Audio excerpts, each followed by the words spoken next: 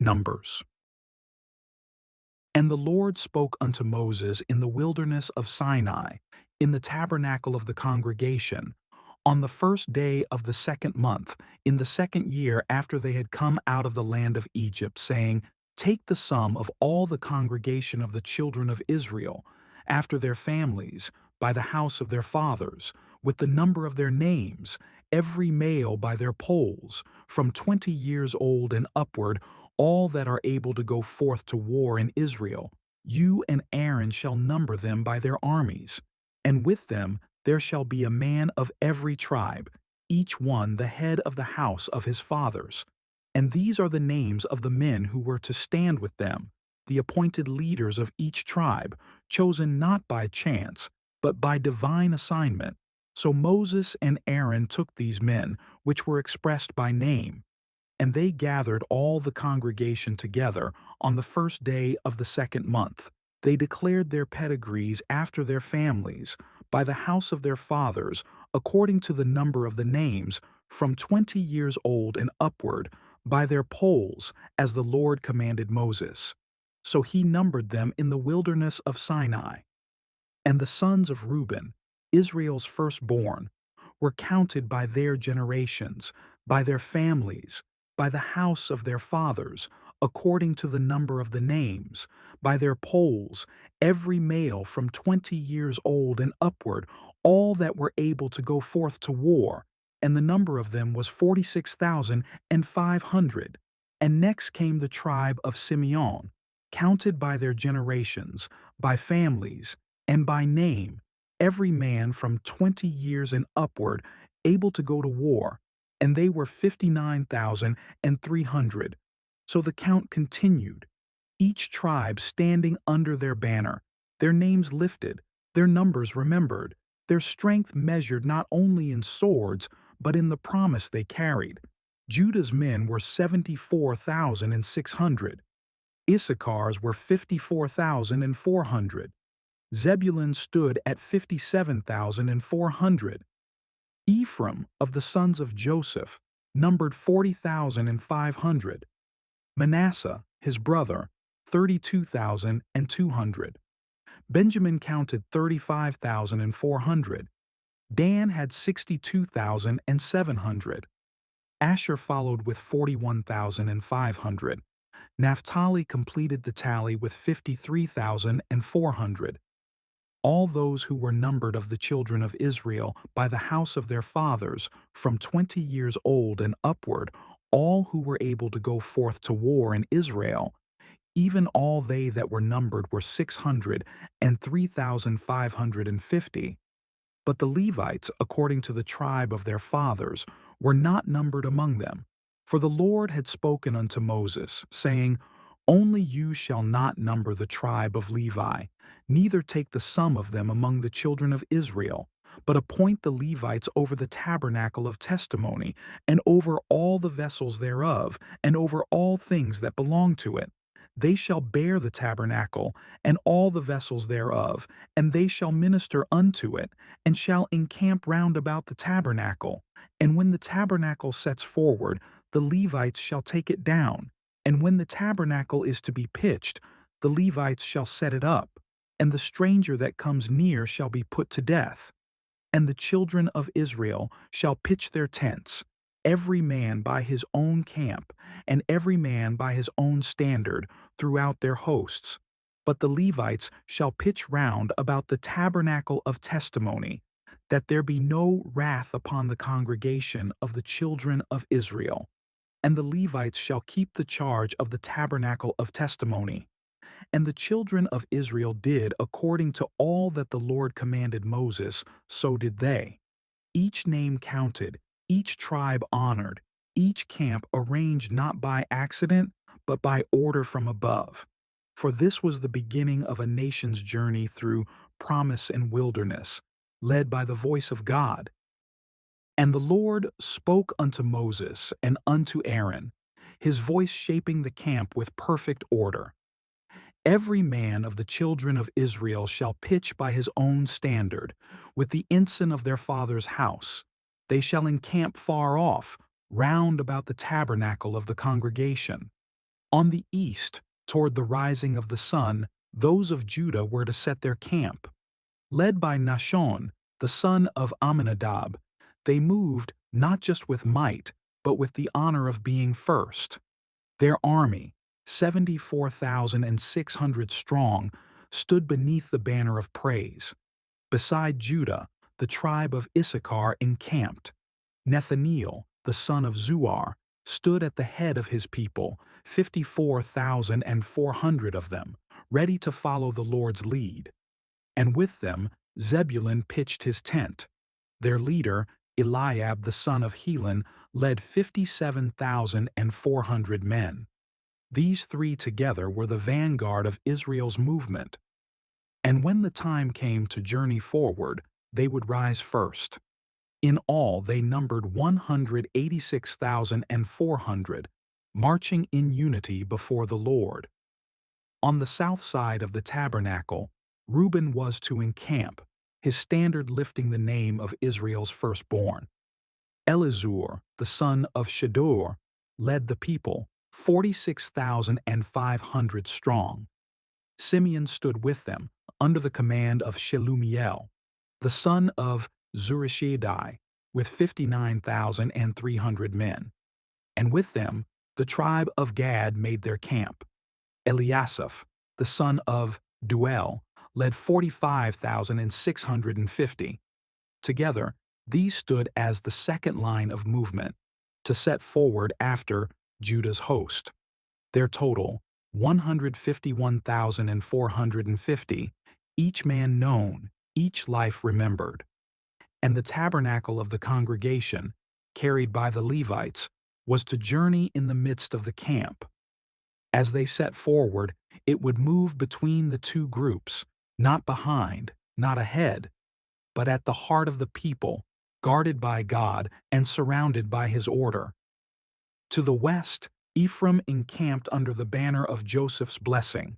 Led by Elishama, the son of Ammihud, 40,500 stood in formation. Manasseh was there too, with Gamaliel the son of Pedazur leading, 32,200 strong. And Benjamin stood beside them, led by Abidan, the son of Gideoni, 35,400 by his side. This division, marked by the western sun, counted 108,100, and they were to move out third in the Lord's procession. And to the north, Dan made camp under his standard, led by Ahiezer, the son of Ammishaddai. 62,700 stood with him. With Dan came Asher, and Pagiel, the son of Okran. He led 41,500, and Naphtali encamped beside them, with Ahira, the son of Enan, guiding 53,400 men. This host, last to set forth but not least, numbered 157,600. They were the rear guard of all the camps, strong and steadfast in their watch. All those who were numbered of the camps throughout their hosts, by tribe, by name, by family, were 603,550. But the Levites were not numbered among the children of Israel, as the Lord commanded Moses. For their calling was not to war, but to the holiness of service, surrounding the tabernacle and bearing the presence of the Lord.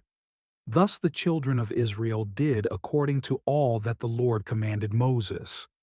So they pitched their tents, each by his own standard, and so they set forward, a people not scattered but aligned in sacred order, moving as one beneath the banners of heaven.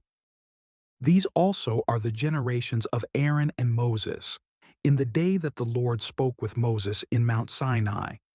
And these were the names of the sons of Aaron: Nadab, the firstborn, and Abihu, Eleazar, and Ithamar. These were the names of the sons of Aaron, the anointed priests, whom he consecrated to minister in the priest's office. And Nadab and Abihu died before the Lord when they offered strange fire before him in the wilderness of Sinai, and they had no children. And Eleazar and Ithamar ministered in the priest's office in the sight of Aaron their father.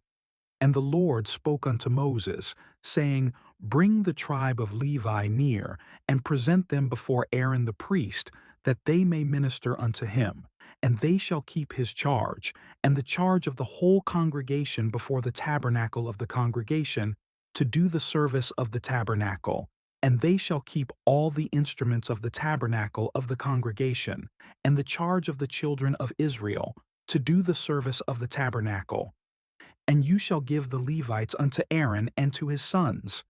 They are wholly given unto him out of the children of Israel. And you shall appoint Aaron and his sons, and they shall wait on their priest's office, and the stranger that comes near shall be put to death.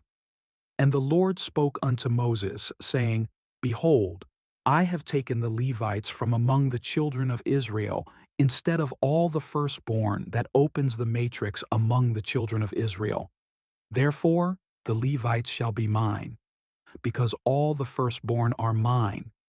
For on the day that I smote all the firstborn in the land of Egypt, I hallowed unto me all the firstborn in Israel, both man and beast. They shall be mine. I am the Lord.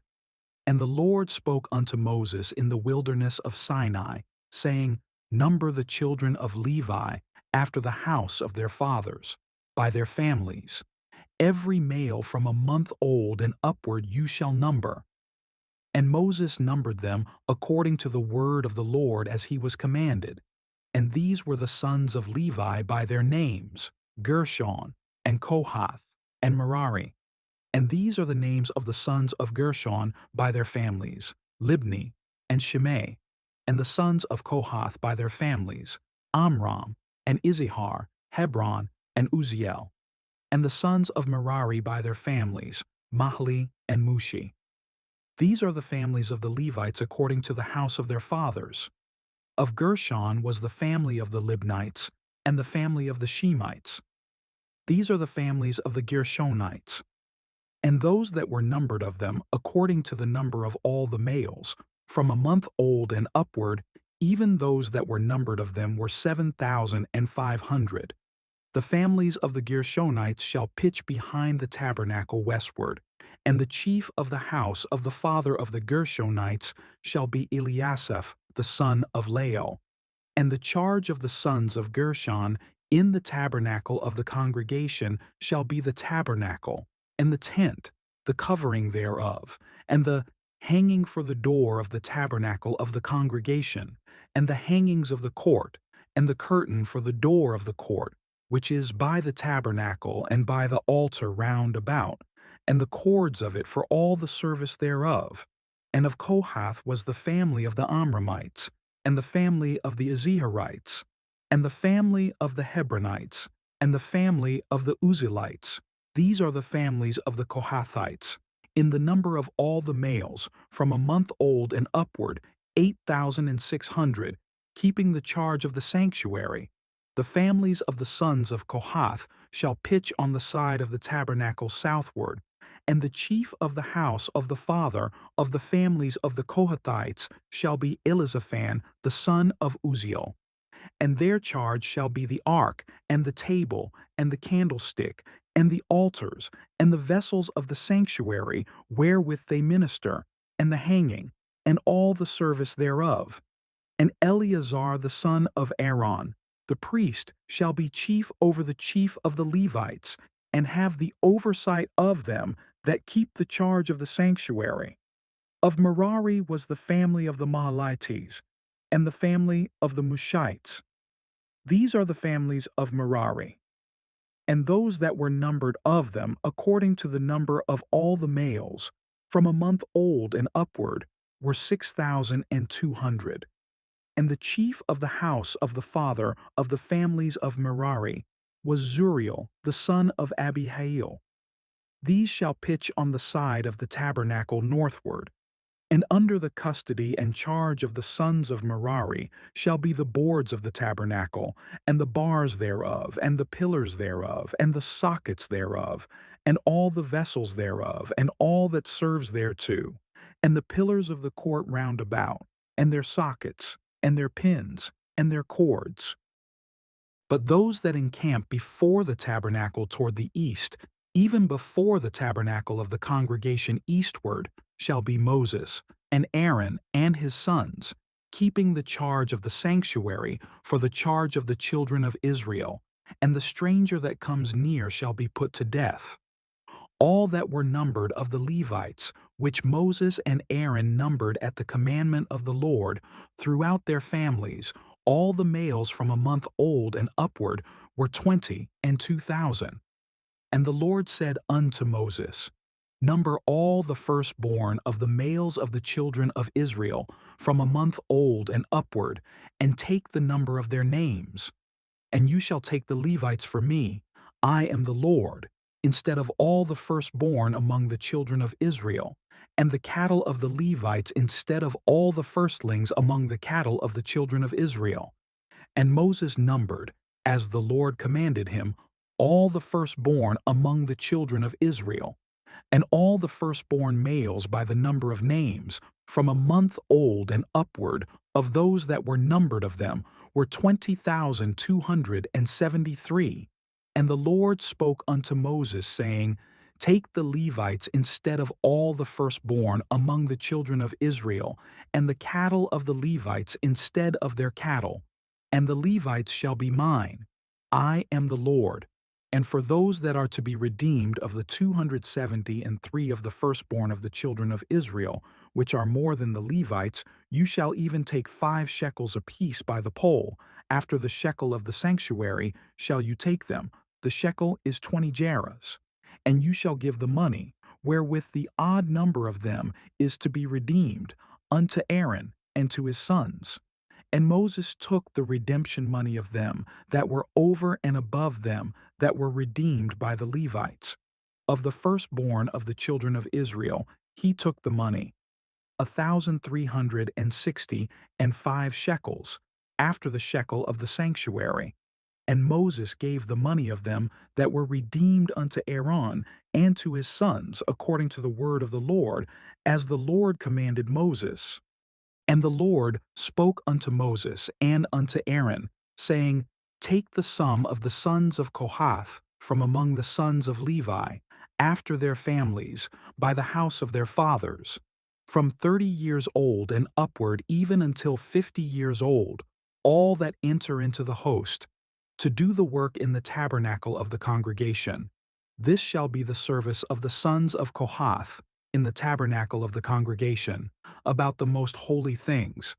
And when the camp sets forward, Aaron shall come, and his sons, and they shall take down the covering veil, and cover the ark of testimony with it, and shall put thereon the covering of badgers' skins, and shall spread over it a cloth wholly of blue, and shall put in the staves thereof. And upon the table of shewbread they shall spread a cloth of blue, and put thereon the dishes, and the spoons, and the bowls, and covers to cover withal, and the continual bread shall be thereon. And they shall spread upon them a cloth of scarlet, and cover the same with a covering of badgers' skins, and shall put in the staves thereof. And they shall take a cloth of blue, and cover the candlestick of the light, and his lamps, and his tongs, and his snuff dishes, and all the oil vessels thereof, wherewith they minister unto it. And they shall put it, and all the vessels thereof, within a covering of badgers' skins, and shall put it upon a bar. And upon the golden altar they shall spread a cloth of blue, and cover it with a covering of badgers' skins, and shall put to the staves thereof. And they shall take all the instruments of ministry, wherewith they minister in the sanctuary, and put them in a cloth of blue, and cover them with a covering of badgers' skins, and shall put them on a bar. And they shall take away the ashes from the altar, and spread a purple cloth thereon. And they shall put upon it all the vessels thereof, wherewith they minister about it, even the censers, the flesh hooks, and the shovels, and the basins, all the vessels of the altar. And they shall spread upon it a covering of badgers' skins, and put to the staves of it. And when Aaron and his sons have made an end of covering the sanctuary, and all the vessels of the sanctuary, As the camp is to set forward after that, the sons of Kohath shall come to bear it, but they shall not touch any holy thing, lest they die.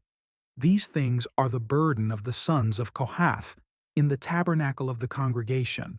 And to the office of Eleazar, the son of Aaron, the priest, pertains the oil for the light, and the sweet incense, and the daily meat offering, and the anointing oil, and the oversight of all the tabernacle, and of all that therein is in the sanctuary, and in the vessels thereof.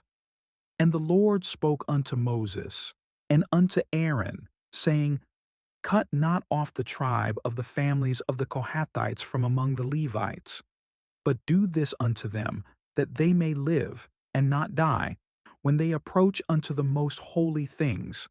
Aaron and his sons shall go in, and appoint them every one to his service, and to his burden.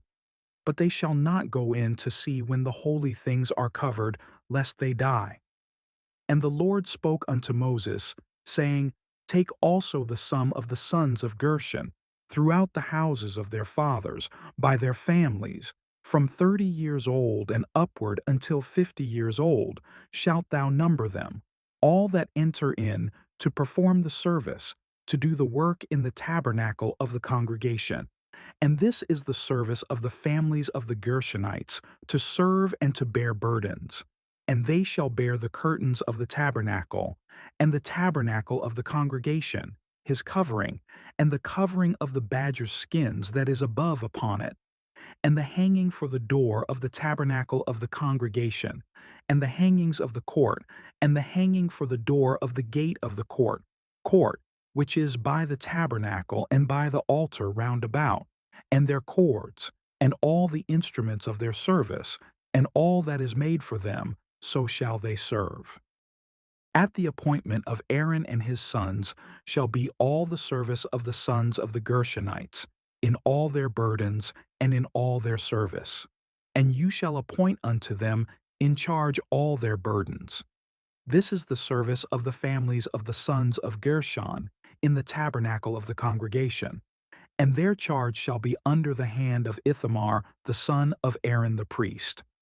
As for the sons of Merari, you shall number them after their families, by the house of their fathers, from 30 years old and upward even unto 50 years old, every one that enters into the service, to do the work of the tabernacle of the congregation.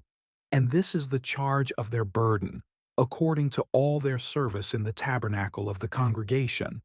The boards of the tabernacle, and the bars thereof, and the pillars thereof, and sockets thereof, and the pillars of the court round about, and their sockets, and their pins, and their cords, with all their instruments, and with all their service, and by name you shall reckon the instruments of the charge of their burden. This is the service of the families of the sons of Merari, according to all their service in the tabernacle of the congregation, under the hand of Ithamar the son of Aaron the priest. And Moses and Aaron and the chief of the congregation numbered the sons of the Kohathites after their families, and after the house of their fathers, from 30 years old and upward even unto 50 years old, every one that enters into the service, for the work in the tabernacle of the congregation. And those that were numbered of them by their families were 2,750. These were they that were numbered of the families of the Kohathites, all that might do service in the tabernacle of the congregation, which Moses and Aaron did number according to the commandment of the Lord by the hand of Moses. And those that were numbered of the sons of Gershon, throughout their families, and by the house of their fathers, from 30 years old and upward even unto 50 years old, every one that enters into the service, for the work in the tabernacle of the congregation, even those that were numbered of them throughout their families, by the house of their fathers, were 2,630. These are they that were numbered of the families of the sons of Gershon, of all that might do service in the tabernacle of the congregation, whom Moses and Aaron did number according to the commandment of the Lord.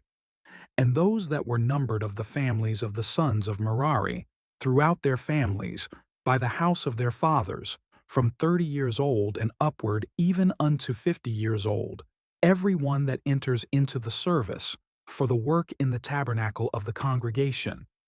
Even those that were numbered of them were 3,200.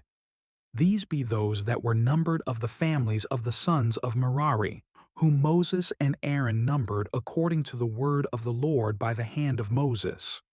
All those that were numbered of the Levites, whom Moses and Aaron and the chief of Israel numbered, after their families and after the house of their fathers, from 30 years old and upward even unto 50 years old, every one that came to do the service of the ministry and the service of the burden in the tabernacle of the congregation. Even those that were numbered of them were 8,580.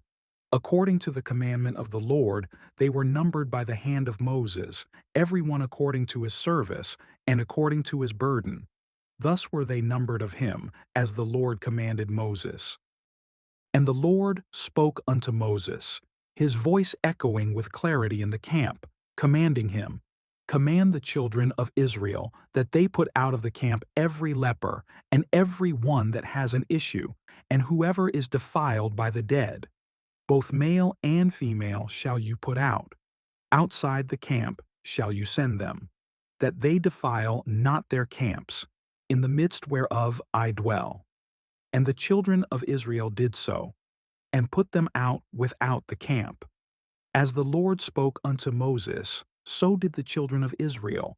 And the Lord spoke unto Moses again, saying, Speak unto the children of Israel, when a man or woman shall commit any sin that men commit to do a trespass against the Lord, and that person be guilty, then they shall confess their sin which they have done, and he shall recompense his trespass with the principal thereof, and add unto it the fifth part, and give it unto him against whom he has trespassed. But if the man have no kinsman to recompense the trespass unto, let the trespass be recompensed unto the Lord, even to the priest, beside the ram of the atonement, whereby an atonement shall be made for him. And every offering of all the holy things of the children of Israel, which they bring unto the priest, shall be his. And every man's hallowed things shall be his. Whatever any man gives the priest, it shall be his. And the Lord spoke unto Moses, saying, Speak unto the children of Israel, and say unto them, If any man's wife go aside, and commit a trespass against him, and a man lie with her carnally, and it be hid from the eyes of her husband, and be kept close, and she be defiled, and there be no witness against her, neither she be taken with the manner, and the spirit of jealousy come upon him, and he be jealous of his wife, and she be defiled, or if the spirit of jealousy come upon him, and he be jealous of his wife, and she be not defiled, then shall the man bring his wife unto the priest, and he shall bring her offering for her, the 10th part of an ephah of barley meal. He shall pour no oil upon it, nor put frankincense thereon, for it is an offering of jealousy, an offering of memorial, bringing iniquity to remembrance. And the priest shall bring her near, and set her before the Lord.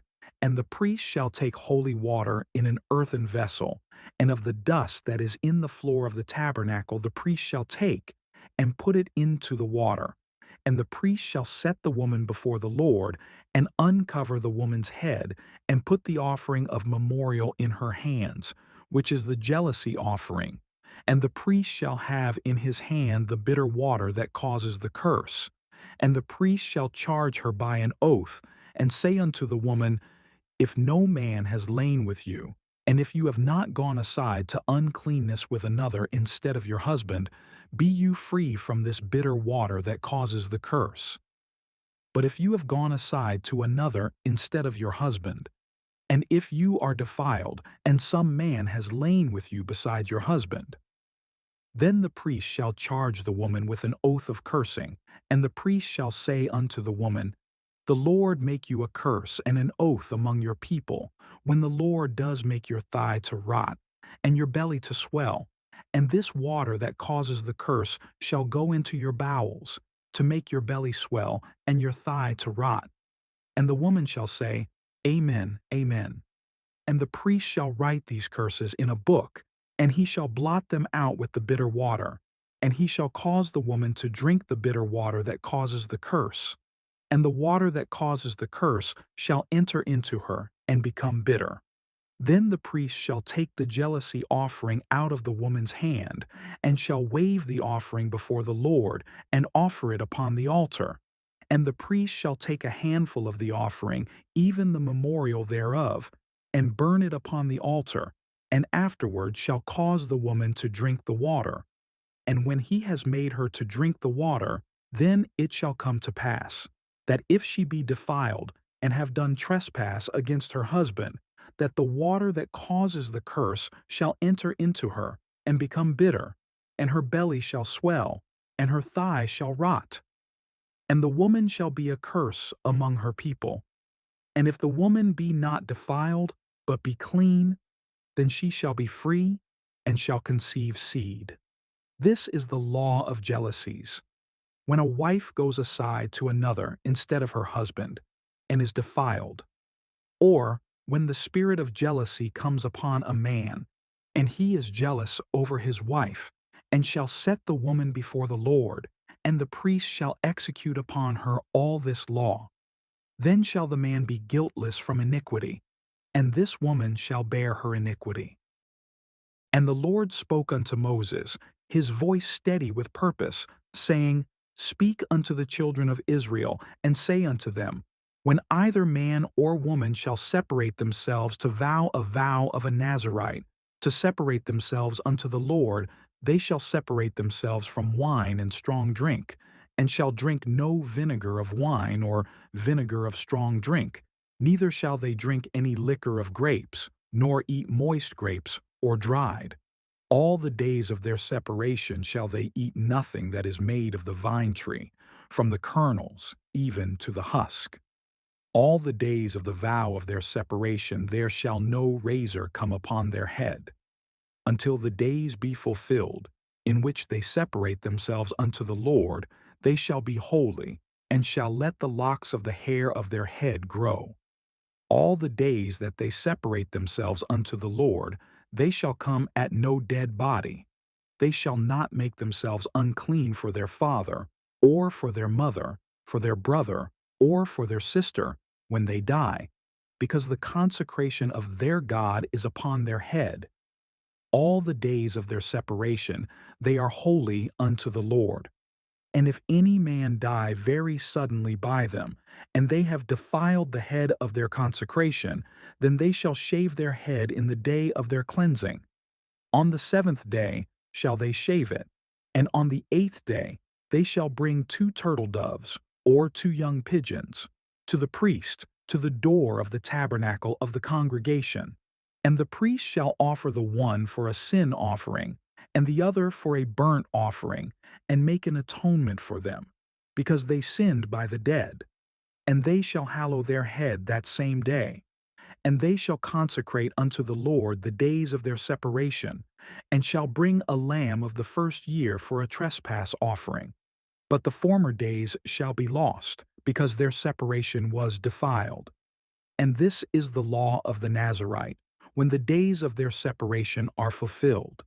They shall be brought unto the door of the tabernacle of the congregation, and they shall offer their offering unto the Lord, 1 he-lamb of the first year without blemish for a burnt offering, and 1 ewe-lamb of the first year without blemish for a sin offering, and 1 ram without blemish for peace offerings, and a basket of unleavened bread, cakes of fine flour mingled with oil, and wafers of unleavened bread anointed with oil, and their meat offering, and their drink offerings.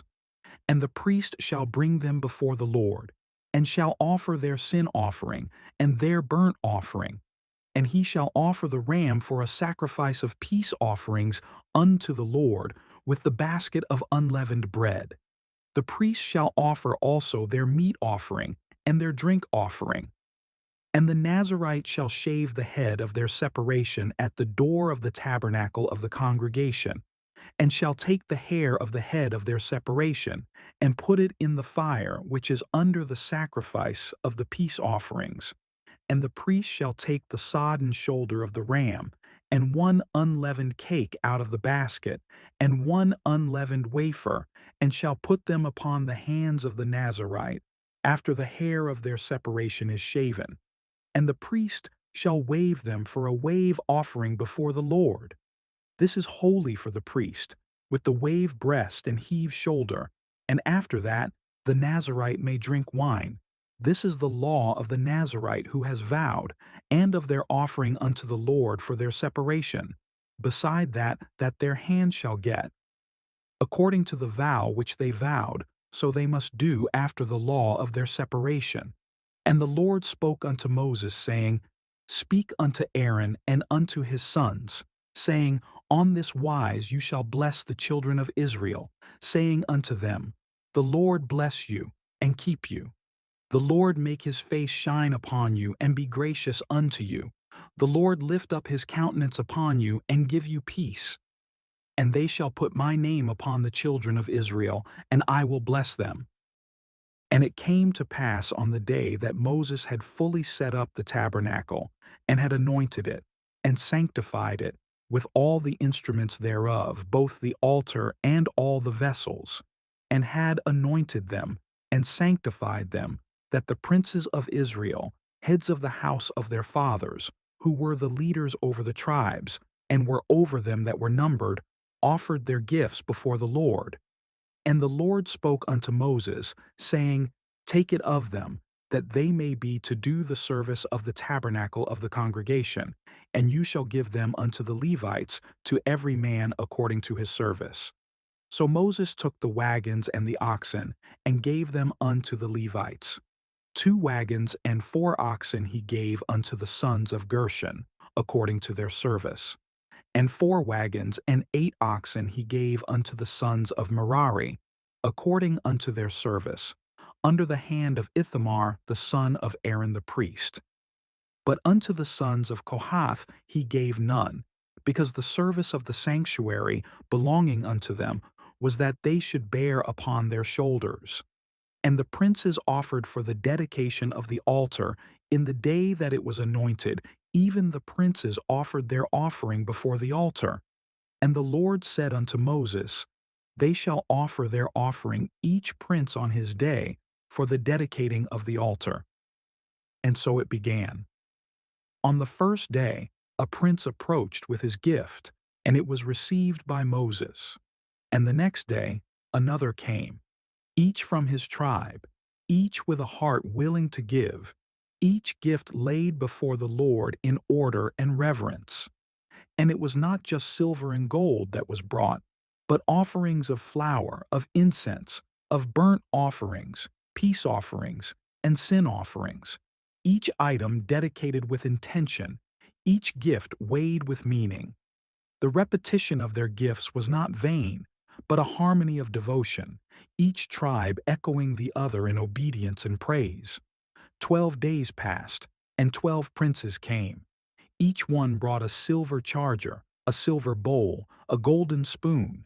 Each one offered a young bullock, a ram, a lamb of the first year for a burnt offering, and a kid of the goats for a sin offering, and for a peace offering, 2 oxen, 5 rams, 5 he-goats, and 5 lambs of the first year, every prince of Israel, one after the other, not seeking distinction, but unity under the command of the Lord.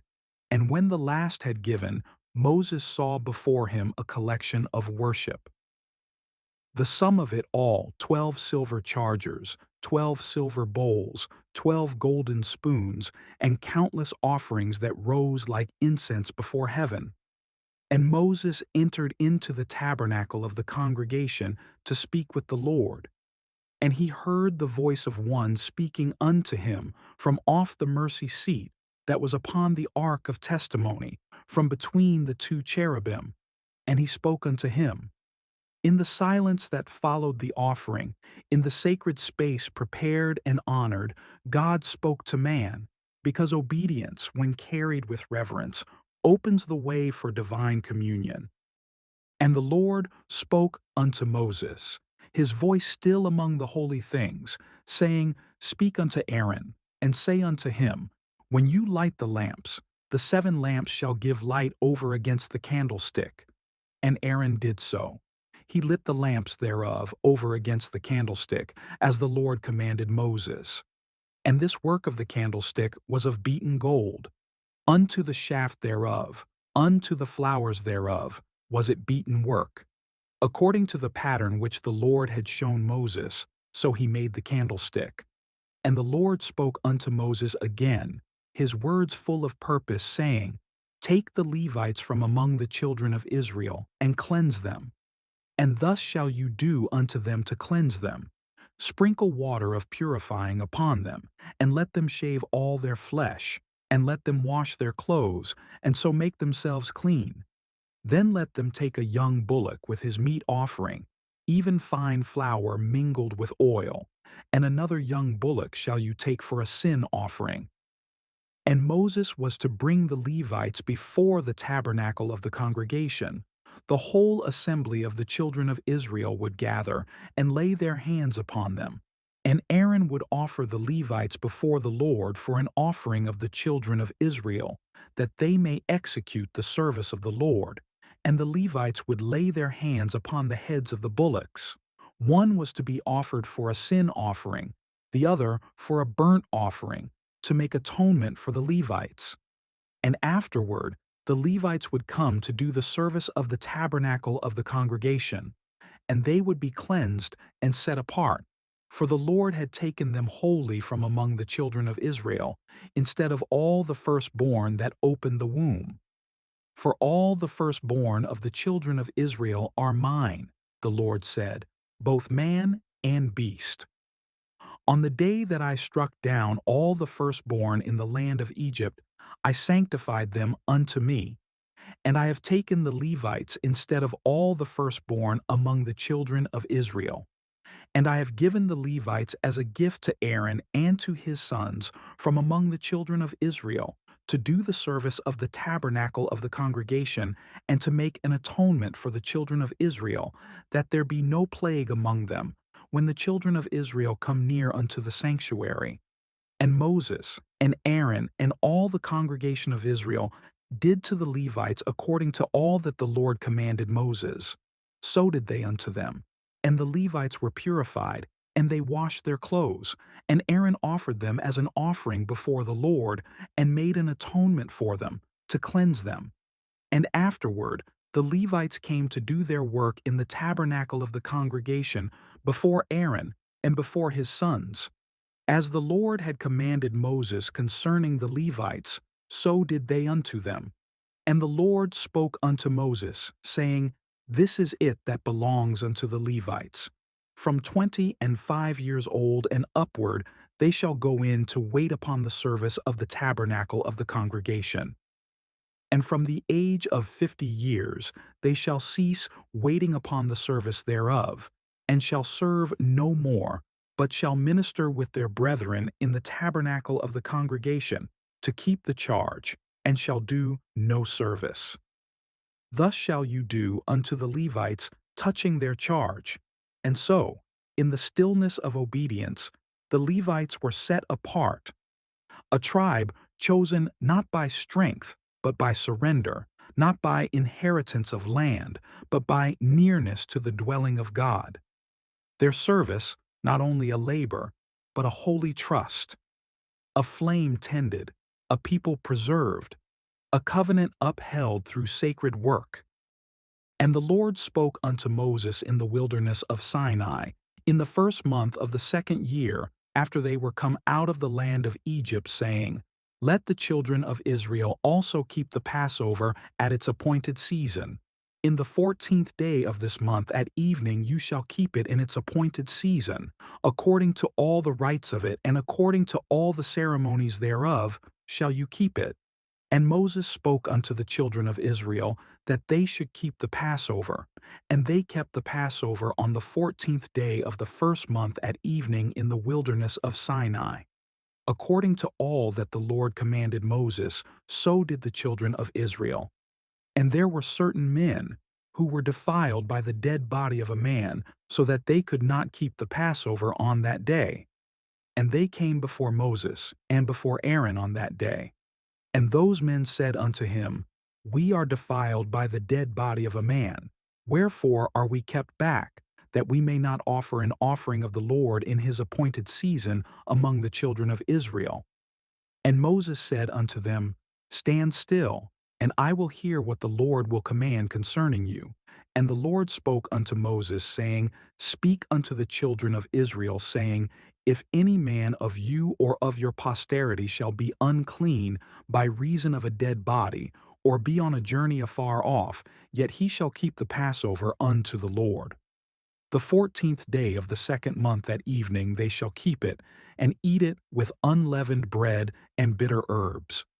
They shall leave none of it unto the morning, nor break any bone of it. According to all the ordinances of the Passover, they shall keep it. But the man that is clean, and is not on a journey, and forbears to keep the Passover, even the same soul shall be cut off from among his people, because he brought not the offering of the Lord in his appointed season. That man shall bear his sin. And if a stranger shall sojourn among you, and will keep the Passover unto the Lord, according to the ordinance of the Passover, and according to the manner thereof, so shall he do. You shall have one ordinance, both for the stranger and for him that was born in the land. And on the day that the tabernacle was reared up, the cloud covered the tabernacle, namely, the tent of the testimony. And at evening there was upon the tabernacle, as it were, the appearance of fire, until the morning. So it was always, the cloud covered it by day, and the appearance of fire by night. And when the cloud was taken up from the tabernacle, then after that the children of Israel journeyed. And in the place where the cloud abode, there the children of Israel pitched their tents. At the commandment of the Lord the children of Israel journeyed, and at the commandment of the Lord they pitched. As long as the cloud abode upon the tabernacle, they rested in their tents. And when the cloud tarried long upon the tabernacle many days, then the children of Israel kept the charge of the Lord, and journeyed not. And so it was, when the cloud was a few days upon the tabernacle, according to the commandment of the Lord they abode in their tents, and according to the commandment of the Lord they journeyed. And so it was, when the cloud abode from evening unto the morning, and that the cloud was taken up in the morning, then they journeyed. Whether it was by day or by night that the cloud was taken up, they journeyed, or whether it were 2 days or a month or a year, that the cloud tarried upon the tabernacle, remaining thereon, the children of Israel abode in their tents, and journeyed not. But when it was taken up, they journeyed. At the commandment of the Lord they rested, and at the commandment of the Lord they journeyed. They kept the charge of the Lord, at the commandment of the Lord, by the hand of Moses. And the Lord spoke unto Moses, his voice echoing through the stillness of the camp, saying, Make you 2 trumpets of silver. Of a whole piece shall you make them, that you may use them for the calling of the assembly, and for the journeying of the camps. And so the pattern was given. When both trumpets were blown, all the congregation would gather at the entrance of the tabernacle of the congregation. But if only one trumpet was sounded, then the princes, the heads of the thousands of Israel, would gather before him. And the sound of the trumpet became not just signal, but command. When blown in alarm, the camps on the east would begin to move. And at the second alarm, those on the south would set forward, each sound guiding each host according to the divine rhythm ordained for them. But when the congregation was to be gathered together, a different blast would sound, not an alarm, but a summons of peace and attention. And the sons of Aaron, the priests, were given the charge to blow with the trumpets. And it was not for a season only, but for a statute forever throughout all their generations.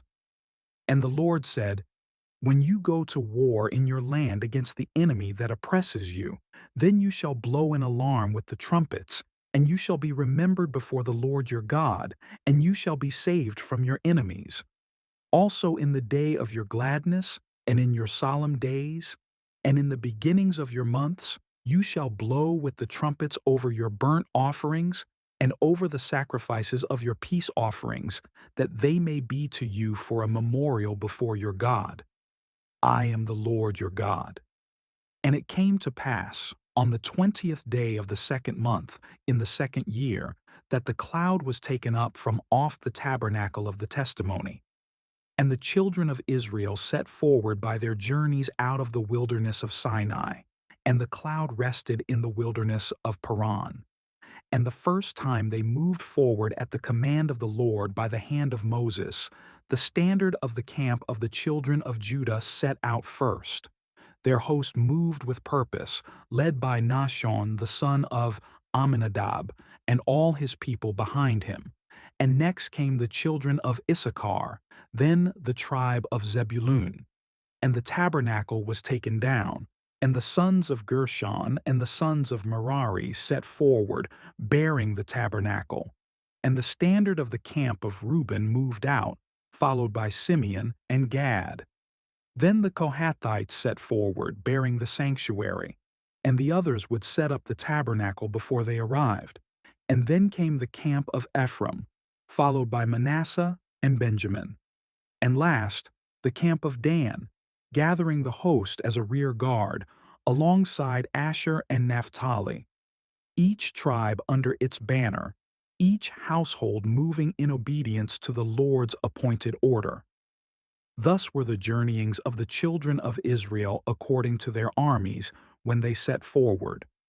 And Moses said unto Hobab, the son of Raguel the Midianite, his father-in-law, We are journeying unto the place of which the Lord said, I will give it you. Come with us, and we will do you good. For the Lord has spoken good concerning Israel. But Hobab said, I will not go. I will depart to my own land and to my kindred. And Moses pleaded with him, Leave us not, I pray you. For you know how we are to encamp in the wilderness, and you may be to us instead of eyes. And it shall be, if you go with us, whatever good the Lord shall do unto us, the same will we do unto you. So they departed from the mount of the Lord 3 days' journey. And the ark of the covenant of the Lord went before them in the 3 days' journey, to search out a resting place for them. And the cloud of the Lord was upon them by day, when they went out of the camp. And it came to pass, when the ark set forward, that Moses said, Rise up, Lord, and let your enemies be scattered, and let them that hate you flee before you. And when it rested, he said, Return, O Lord, unto the many thousands of Israel. And thus they marched, not as wanderers, but as a people led by the presence, their steps ordered, their voices lifted, their hope carried in the cloud and in the covenant that went before them. And when the people complained, it displeased the Lord. And the Lord heard it, and his anger was kindled. And the fire of the Lord burned among them, and consumed them that were in the uttermost parts of the camp. And the people cried unto Moses.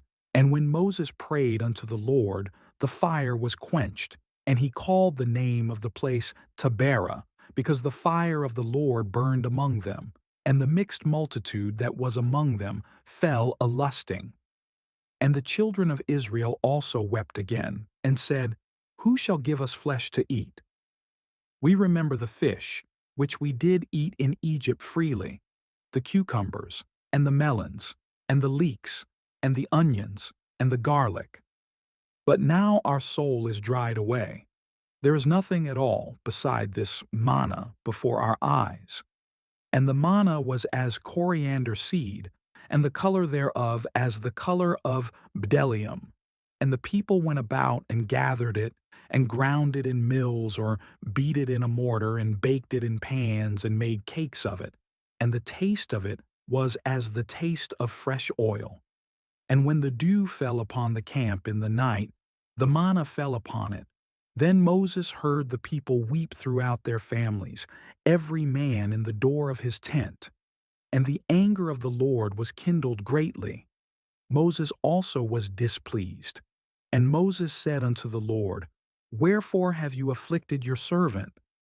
And wherefore have I not found favor in your sight, that you lay the burden of all this people upon me?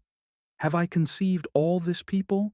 Have I begotten them, that you should say unto me, Carry them in your bosom, as a nursing father bears the sucking child, unto the land which you swore unto their fathers?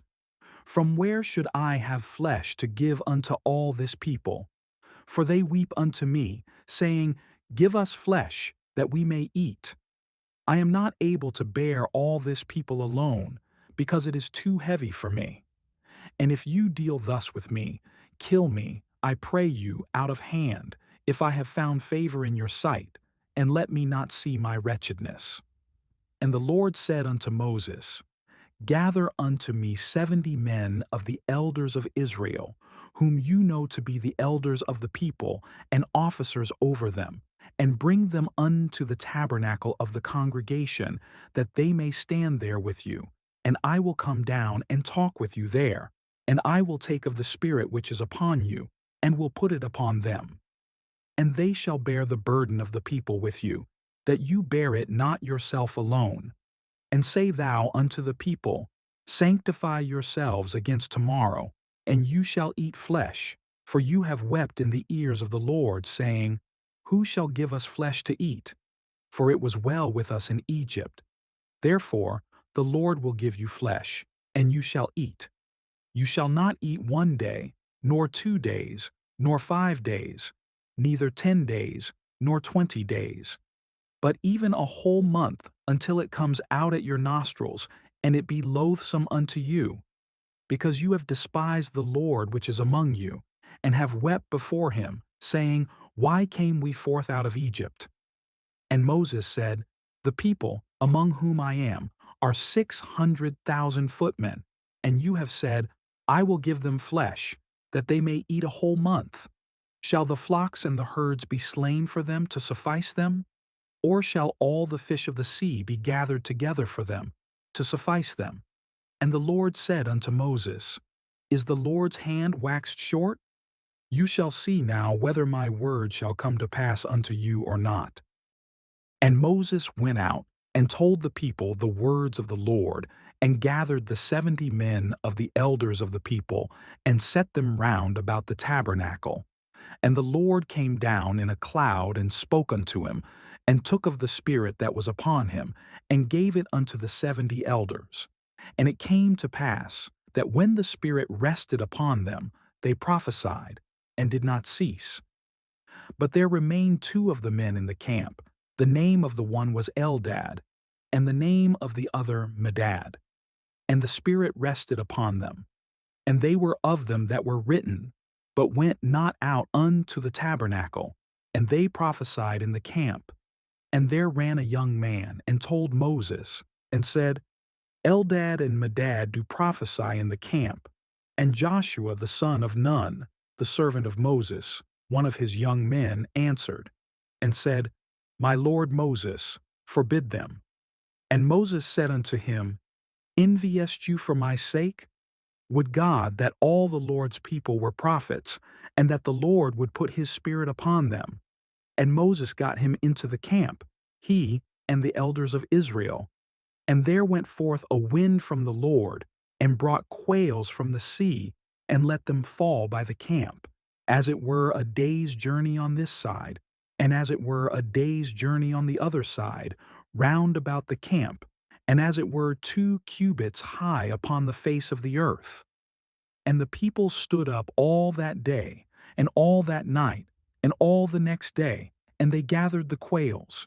He that gathered least gathered 10 homers, and they spread them all abroad for themselves round about the camp. And while the flesh was yet between their teeth, ere it was chewed, the wrath of the Lord was kindled against the people, and the Lord smote the people with a very great plague. And he called the name of that place Kibroth-Hattaavah, because there they buried the people that lusted. And the people journeyed from Kibroth-Hattaavah unto Hazeroth, and abode at Hazeroth. And Miriam and Aaron spoke against Moses, because of the Ethiopian woman whom he had married, for he had married an Ethiopian woman. And they said, Has the Lord indeed spoken only by Moses? Has he not spoken also by us?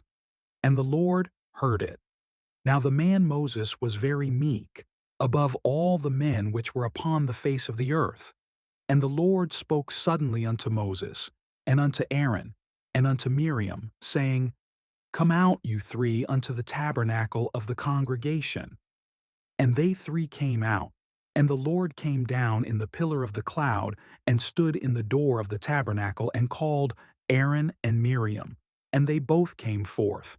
And he said, Hear now my words. If there be a prophet among you, I the Lord will make myself known unto him in a vision, and will speak unto him in a dream. My servant Moses is not so, who is faithful in all mine house. With him will I speak mouth to mouth, even apparently, and not in dark speeches. And the similitude of the Lord shall he behold. Wherefore then were you not afraid to speak against my servant Moses? And the anger of the Lord was kindled against them, and he departed. And the cloud departed from off the tabernacle. And behold, Miriam became leprous, white as snow. And Aaron looked upon Miriam, and behold, she was leprous. And Aaron said unto Moses, Alas, my Lord, I beg you, lay not the sin upon us, wherein we have done foolishly, and wherein we have sinned. Let her not be as one dead, of whom the flesh is half consumed when he comes out of his mother's womb. And Moses cried unto the Lord, saying, Heal her now, O God, I beseech you. And the Lord said unto Moses, If her father had but spit in her face, should she not be ashamed 7 days? Let her be shut out from the camp 7 days, and after that let her be received in again. And Miriam was shut out from the camp 7 days. And the people journeyed not till Miriam was brought in again. And afterward the people removed from Hazeroth, and pitched in the wilderness of Paran. And the Lord spoke unto Moses, his voice calling from within the cloud of purpose, saying, Send men, that they may search the land of Canaan, which I give unto the children of Israel. Of every tribe of their fathers shall you send a man, every one a ruler among them. And Moses, by the commandment of the Lord, sent them from the wilderness of Paran. All those men were heads of the children of Israel, each one chosen, not by his own ambition, but by the will of God spoken through Moses.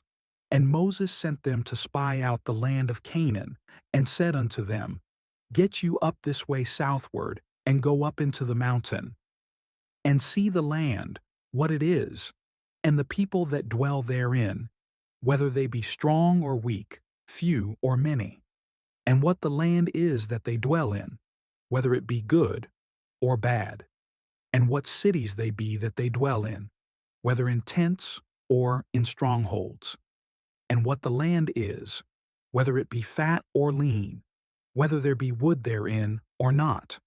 And be you of good courage, and bring of the fruit of the land. Now the time was the time of the first ripe grapes. So they went up, and searched the land from the wilderness of Zin unto Rehob, as men come to Hamath. And they ascended by the south, and came unto Hebron. Now Hebron was built 7 years before Zoan in Egypt. And they came unto the brook of Eshcol, and cut down from there a branch with one cluster of grapes, and they bore it between two upon a staff. And they brought of the pomegranates, and of the figs. The place was called the brook Eshcol, because of the cluster of grapes which the children of Israel cut down from there. And they returned from searching of the land after 40 days.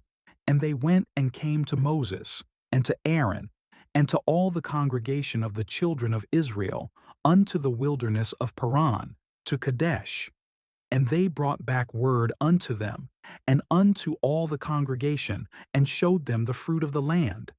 And they told him, and said, We came unto the land where you sent us, and surely it flows with milk and honey, and this is the fruit of it. Nevertheless, The people be strong that dwell in the land, and the cities are walled, and very great. And moreover, we saw the children of Anak there. The Amalekites dwell in the land of the south, and the Hittites, and the Jebusites, and the Amorites dwell in the mountains, and the Canaanites dwell by the sea, and by the coast of Jordan. And Caleb stilled the people before Moses, and said, Let us go up at once and possess it, for we are well able to overcome it. But the men that went up with him said, We are not able to go up against the people, for they are stronger than we. And they brought up an evil report of the land which they had searched unto the children of Israel, saying, The land through which we have gone to search it is a land that eats up the inhabitants thereof. And all the people that we saw in it are men of great stature. And there we saw the giants, the sons of Anak, which come of the giants.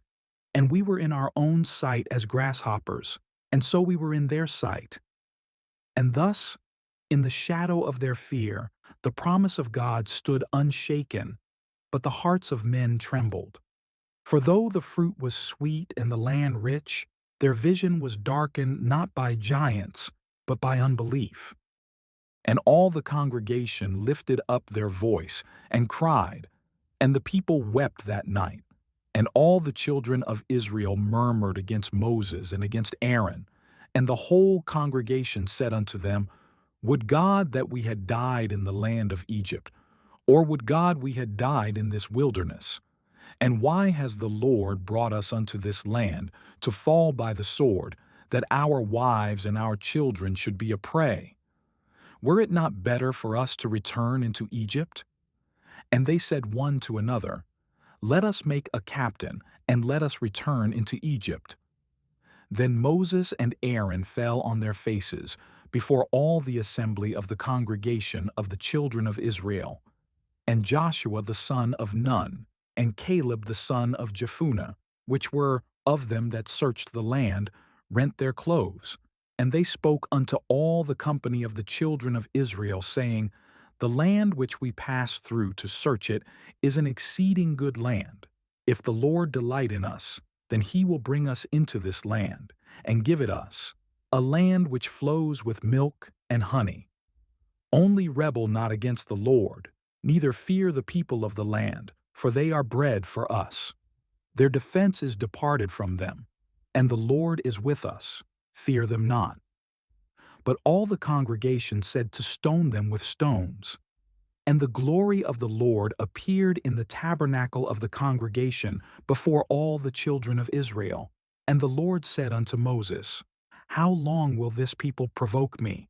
And how long will it be before they believe me, for all the signs which I have shown among them? I will smite them with the pestilence, and disinherit them, and will make of you a greater nation and mightier than they. And Moses said unto the Lord, Then the Egyptians shall hear it, for you brought up this people in your might from among them, and they will tell it to the inhabitants of this land. For they have heard that you, Lord, are among this people, that you are seen face to face, and that your cloud stands over them, and that you go before them, by daytime in a pillar of a cloud, and in a pillar of fire by night. Now, if you shall kill all this people as one man, then the nations which have heard the fame of you will speak, saying, Because the Lord was not able to bring this people into the land which he swore unto them, therefore he has slain them in the wilderness. And now I beseech you, let the power of my Lord be great, according as you have spoken, saying, The Lord is long-suffering, and of great mercy, forgiving iniquity and transgression, and by no means clearing the guilty, visiting the iniquity of the fathers upon the children unto the third and fourth generation. Pardon, I beseech you, the iniquity of this people according unto the greatness of your mercy, and as you have forgiven this people, from Egypt even until now. And the Lord said, I have pardoned according to your word. But as truly as I live, all the earth shall be filled with the glory of the Lord, because all those men which have seen my glory and my miracles which I did in Egypt and in the wilderness, and have tempted me now these 10 times, and have not listened to my voice, surely they shall not see the land which I swore unto their fathers, neither shall any of them that provoked me see it. But my servant Caleb, because he had another spirit with him, and has followed me fully, him will I bring into the land whereunto he went, and his seed shall possess it. Now the Amalekites and the Canaanites dwelt in the valley. Tomorrow turn you, and get you into the wilderness by the way of the Red Sea. And the Lord spoke unto Moses and unto Aaron, saying, How long shall I bear with this evil congregation, which murmur against me? I have heard the murmurings of the children of Israel, which they murmur against me. Say unto them, As truly as I live, says the Lord, as you have spoken in my ears, so will I do to you. Your carcasses shall fall in this wilderness, and all that were numbered of you, according to your whole number, from 20 years old and upward, which have murmured against me. Doubtless you shall not come into the land, concerning which I swore to make you dwell therein, save Caleb the son of Jephunneh, and Joshua the son of Nun. But your little ones, which you said should be a prey, them will I bring in, and they shall know the land which you have despised. But as for you, your carcasses, they shall fall in this wilderness, and your children shall wander in the wilderness 40 years, and bear your whoredoms, until your carcasses be wasted in the wilderness.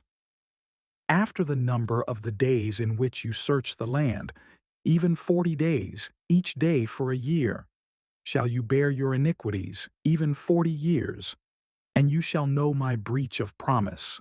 I, the Lord, have said, I will surely do it unto all this evil congregation that are gathered together against me. In this wilderness they shall be consumed, and there they shall die.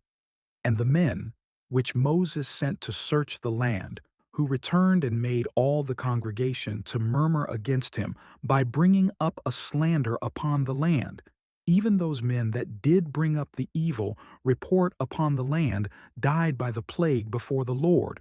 But Joshua the son of Nun, and Caleb the son of Jephunneh, which were of the men that went to search the land, live still. And Moses told these sayings unto all the children of Israel, and the people mourned greatly. And they rose up early in the morning, and got them up into the top of the mountain, saying, Lo, we are here, and will go up unto the place which the Lord has promised, for we have sinned. And Moses said, Why now do you transgress the commandment of the Lord? But it shall not prosper. Go not up, for the Lord is not among you, that you be not smitten before your enemies.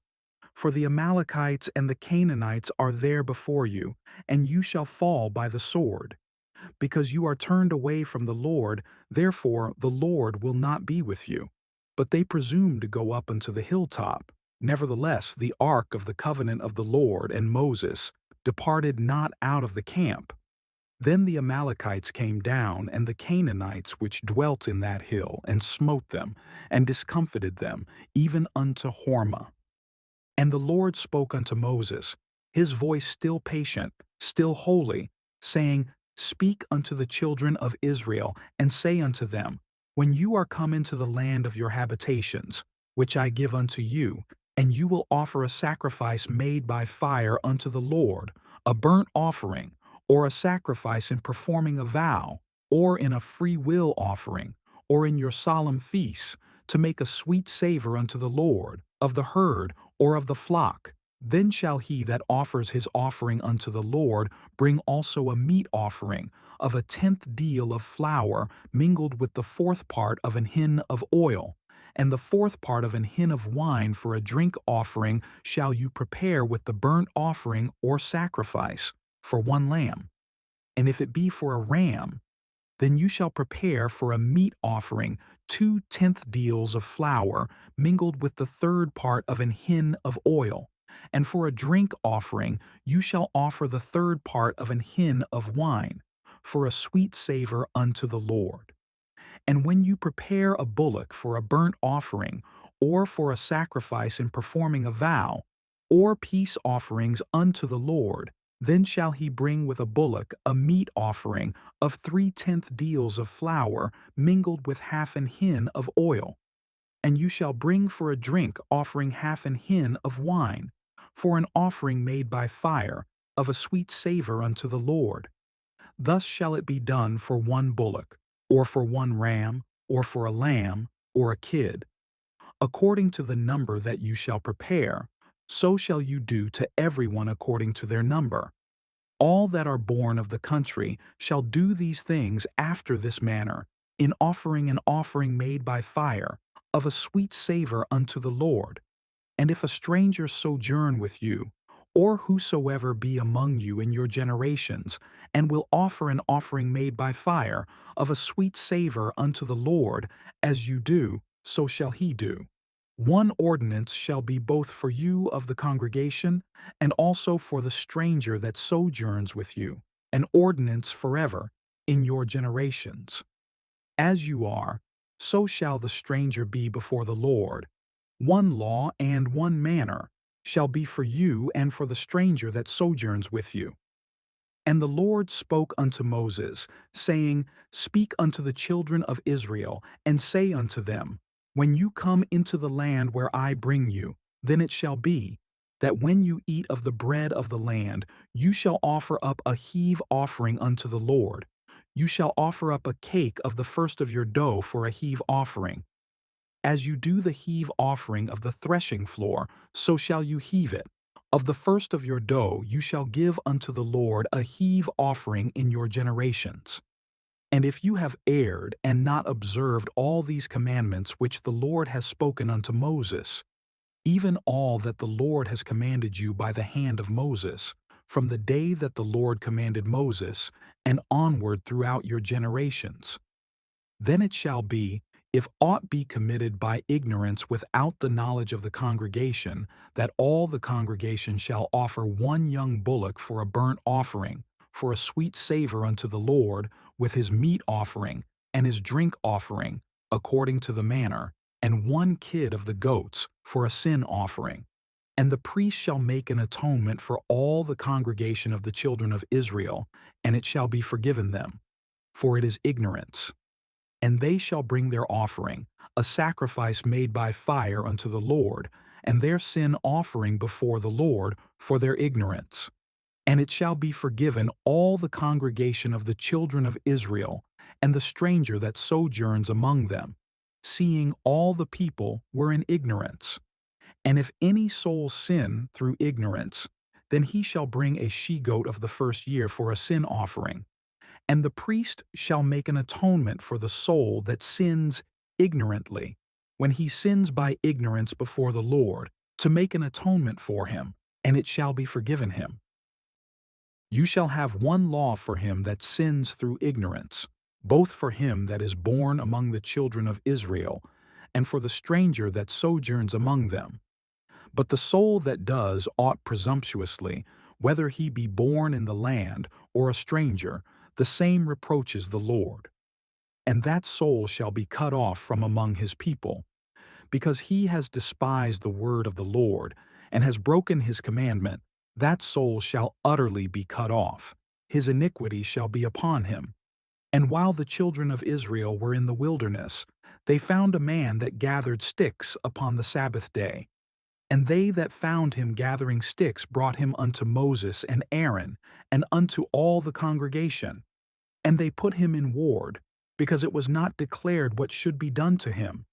And the Lord said unto Moses, The man shall surely be put to death. All the congregation shall stone him with stones without the camp. And all the congregation brought him without the camp, and stoned him with stones, and he died, as the Lord commanded Moses. And the Lord spoke unto Moses, saying, Speak unto the children of Israel, and bid them that they make them fringes in the borders of their garments throughout their generations, and that they put upon the fringe of the borders a riband of blue. And it shall be unto you for a fringe, that you may look upon it, and remember all the commandments of the Lord, and do them. and that you seek not after your own heart and your own eyes, after which you used to go a-whoring, that you may remember and do all my commandments, and be holy unto your God. I am the Lord your God, which brought you out of the land of Egypt, to be your God. I am the Lord your God. Now Korah, the son of Izhar, the son of Kohath, the son of Levi, took men and with him Dathan and Abiram, the sons of Eliab, and On, the son of Peleth, sons of Reuben. And they rose up before Moses, with certain of the children of Israel, 250 princes of the assembly, famous in the congregation, men of renown. And they gathered themselves together against Moses and against Aaron, and said unto them, You take too much upon you, seeing all the congregation are holy, every one of them, and the Lord is among them. Why then lift you up yourselves above the congregation of the Lord? And when Moses heard it, he fell upon his face. And he spoke unto Korah and unto all his company, saying, Even tomorrow the Lord will show who are his, and who is holy, and will cause him to come near unto him. Even him whom he has chosen will he cause to come near unto him. Do this. Take censers, Korah, and all his company, and put fire therein, and put incense in them before the Lord tomorrow. And it shall be that the man whom the Lord does choose, he shall be holy. You take too much upon you, you sons of Levi. And Moses said unto Korah, Hear, I pray you, you sons of Levi.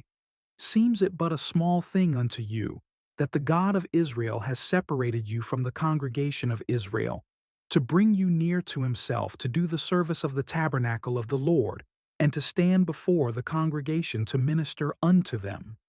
And he has brought you near to him, and all your brethren the sons of Levi with you, and seek you the priesthood also. For which cause both you and all your company are gathered together against the Lord. And what is Aaron, that you murmur against him?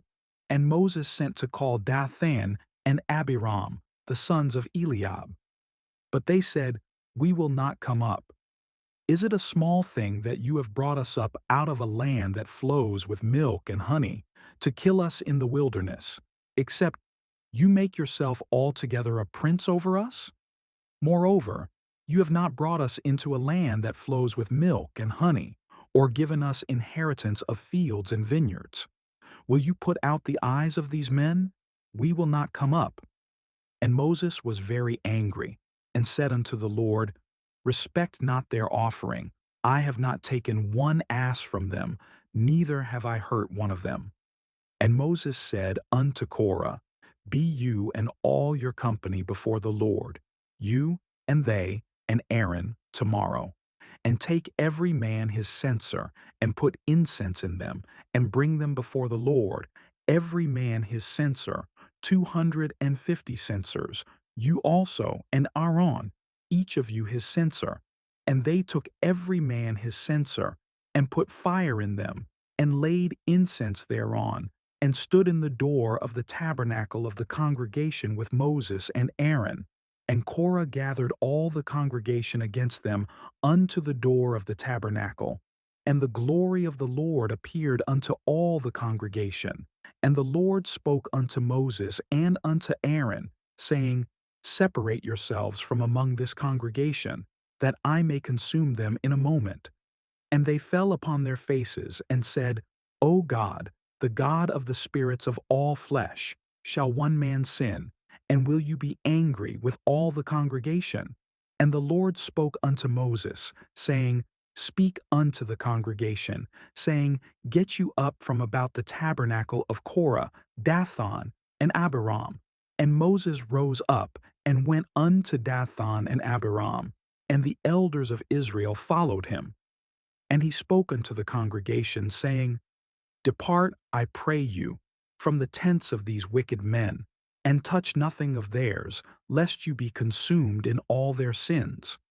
So they got up from the tabernacle of Korah, Dathan, and Abiram, on every side. And Dathan and Abiram came out, and stood in the door of their tents, and their wives, and their sons, and their little children. And Moses said, Hereby you shall know that the Lord has sent me to do all these works, for I have not done them of my own mind. If these men die the common death of all men, or if they be visited after the visitation of all men, then the Lord has not sent me. But if the Lord makes a new thing, and the earth opens her mouth, and swallows them up with all that pertains unto them, and they go down quick into the pit, then you shall understand that these men have provoked the Lord. And it came to pass, as he had made an end of speaking all these words, that the ground clave asunder that was under them. And the earth opened her mouth, and swallowed them up, and their houses, and all the men that pertained unto Korah, and all their goods. They, and all that pertained to them, went down alive into the pit, and the earth closed upon them, and they perished from among the congregation. And all Israel that were round about them fled at the cry of them, for they said, Lest the earth swallow us up also. And there came out a fire from the Lord, and consumed the 250 men that offered incense. And the Lord spoke unto Moses, saying, Speak unto Eleazar the son of Aaron the priest, that he take up the censers out of the burning, and scatter the fire yonder, for they are hallowed. The censers of these sinners against their own souls, let them make them broad plates for a covering of the altar, for they offered them before the Lord, therefore they are hallowed. And they shall be a sign unto the children of Israel. And Eleazar the priest took the brasen censers, wherewith they that were burnt had offered, and they were made broad plates for a covering of the altar, to be a memorial unto the children of Israel, that no stranger, which is not of the seed of Aaron, come near to offer incense before the Lord, that he be not as Korah, and as his company, as the Lord said to him by the hand of Moses. But on the morrow, all the congregation of the children of Israel murmured against Moses and against Aaron, saying, You have killed the people of the Lord. And it came to pass, when the congregation was gathered against Moses and against Aaron, that they looked toward the tabernacle of the congregation. And behold, the cloud covered it, and the glory of the Lord appeared. And Moses and Aaron came before the tabernacle.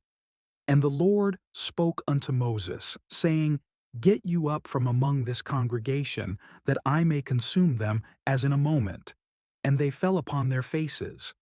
And Moses said unto Aaron, Take a censer, and put fire therein from off the altar, and put on incense, and go quickly unto the congregation, and make an atonement for them. For there is wrath gone out from the Lord, the plague is begun.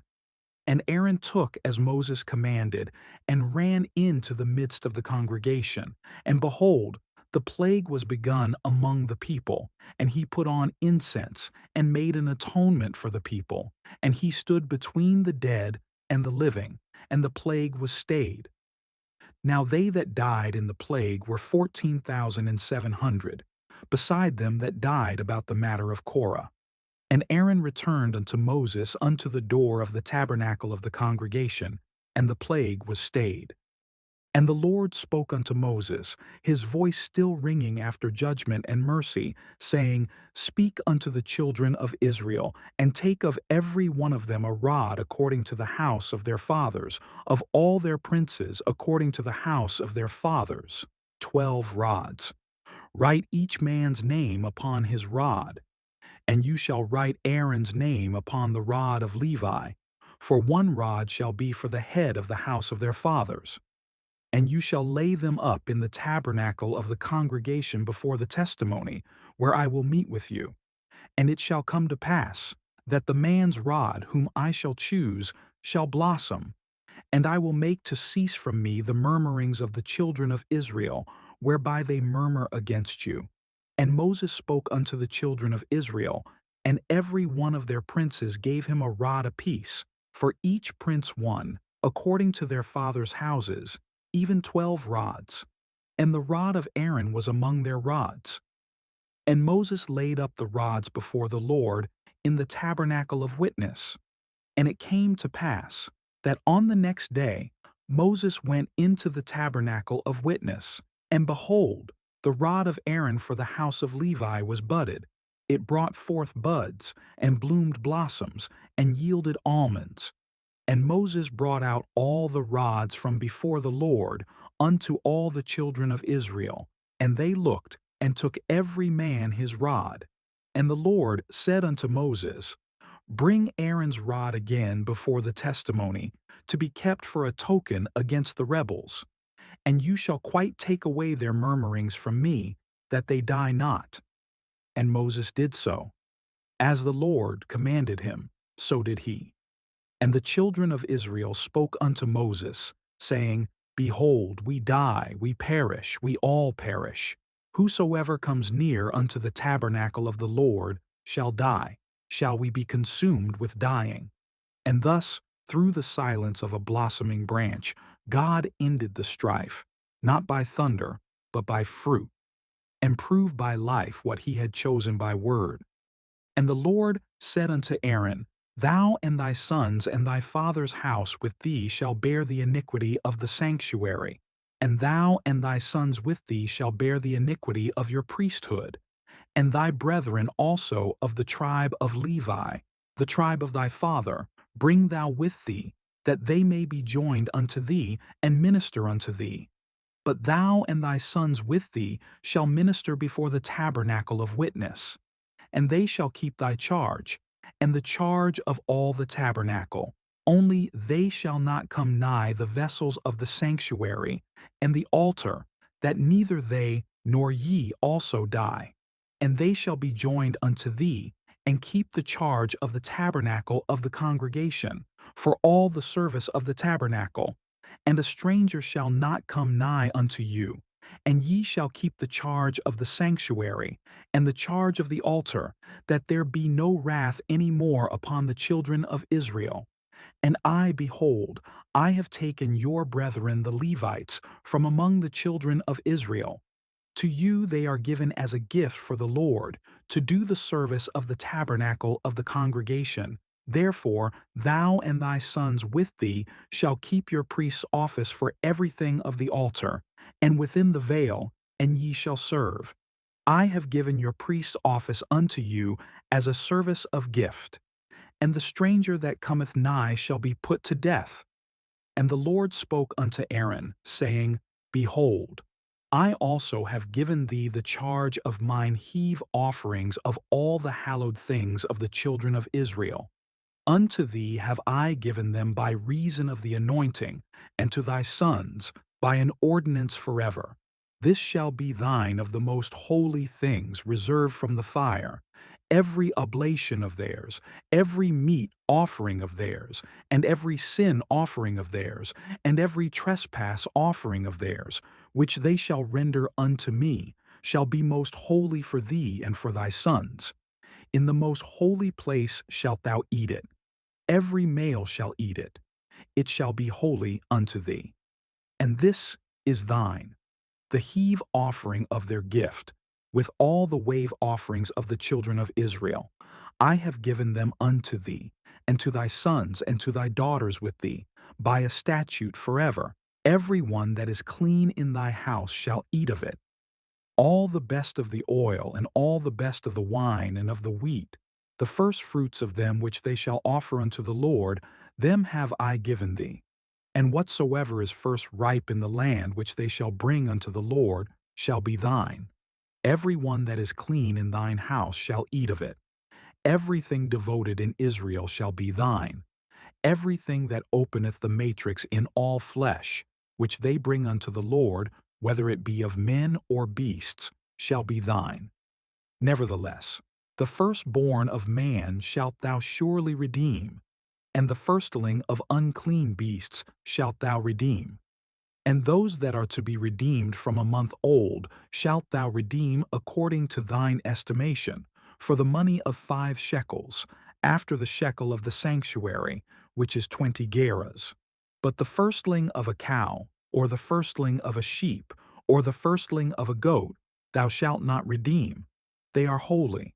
Thou shalt sprinkle their blood upon the altar, and shalt burn their fat for an offering made by fire, for a sweet savor unto the Lord. And the flesh of them shall be thine, as the wave breast and as the right shoulder are thine. All the heave offerings of the holy things, which the children of Israel offer unto the Lord, have I given thee, and thy sons and thy daughters with thee, by a statute forever.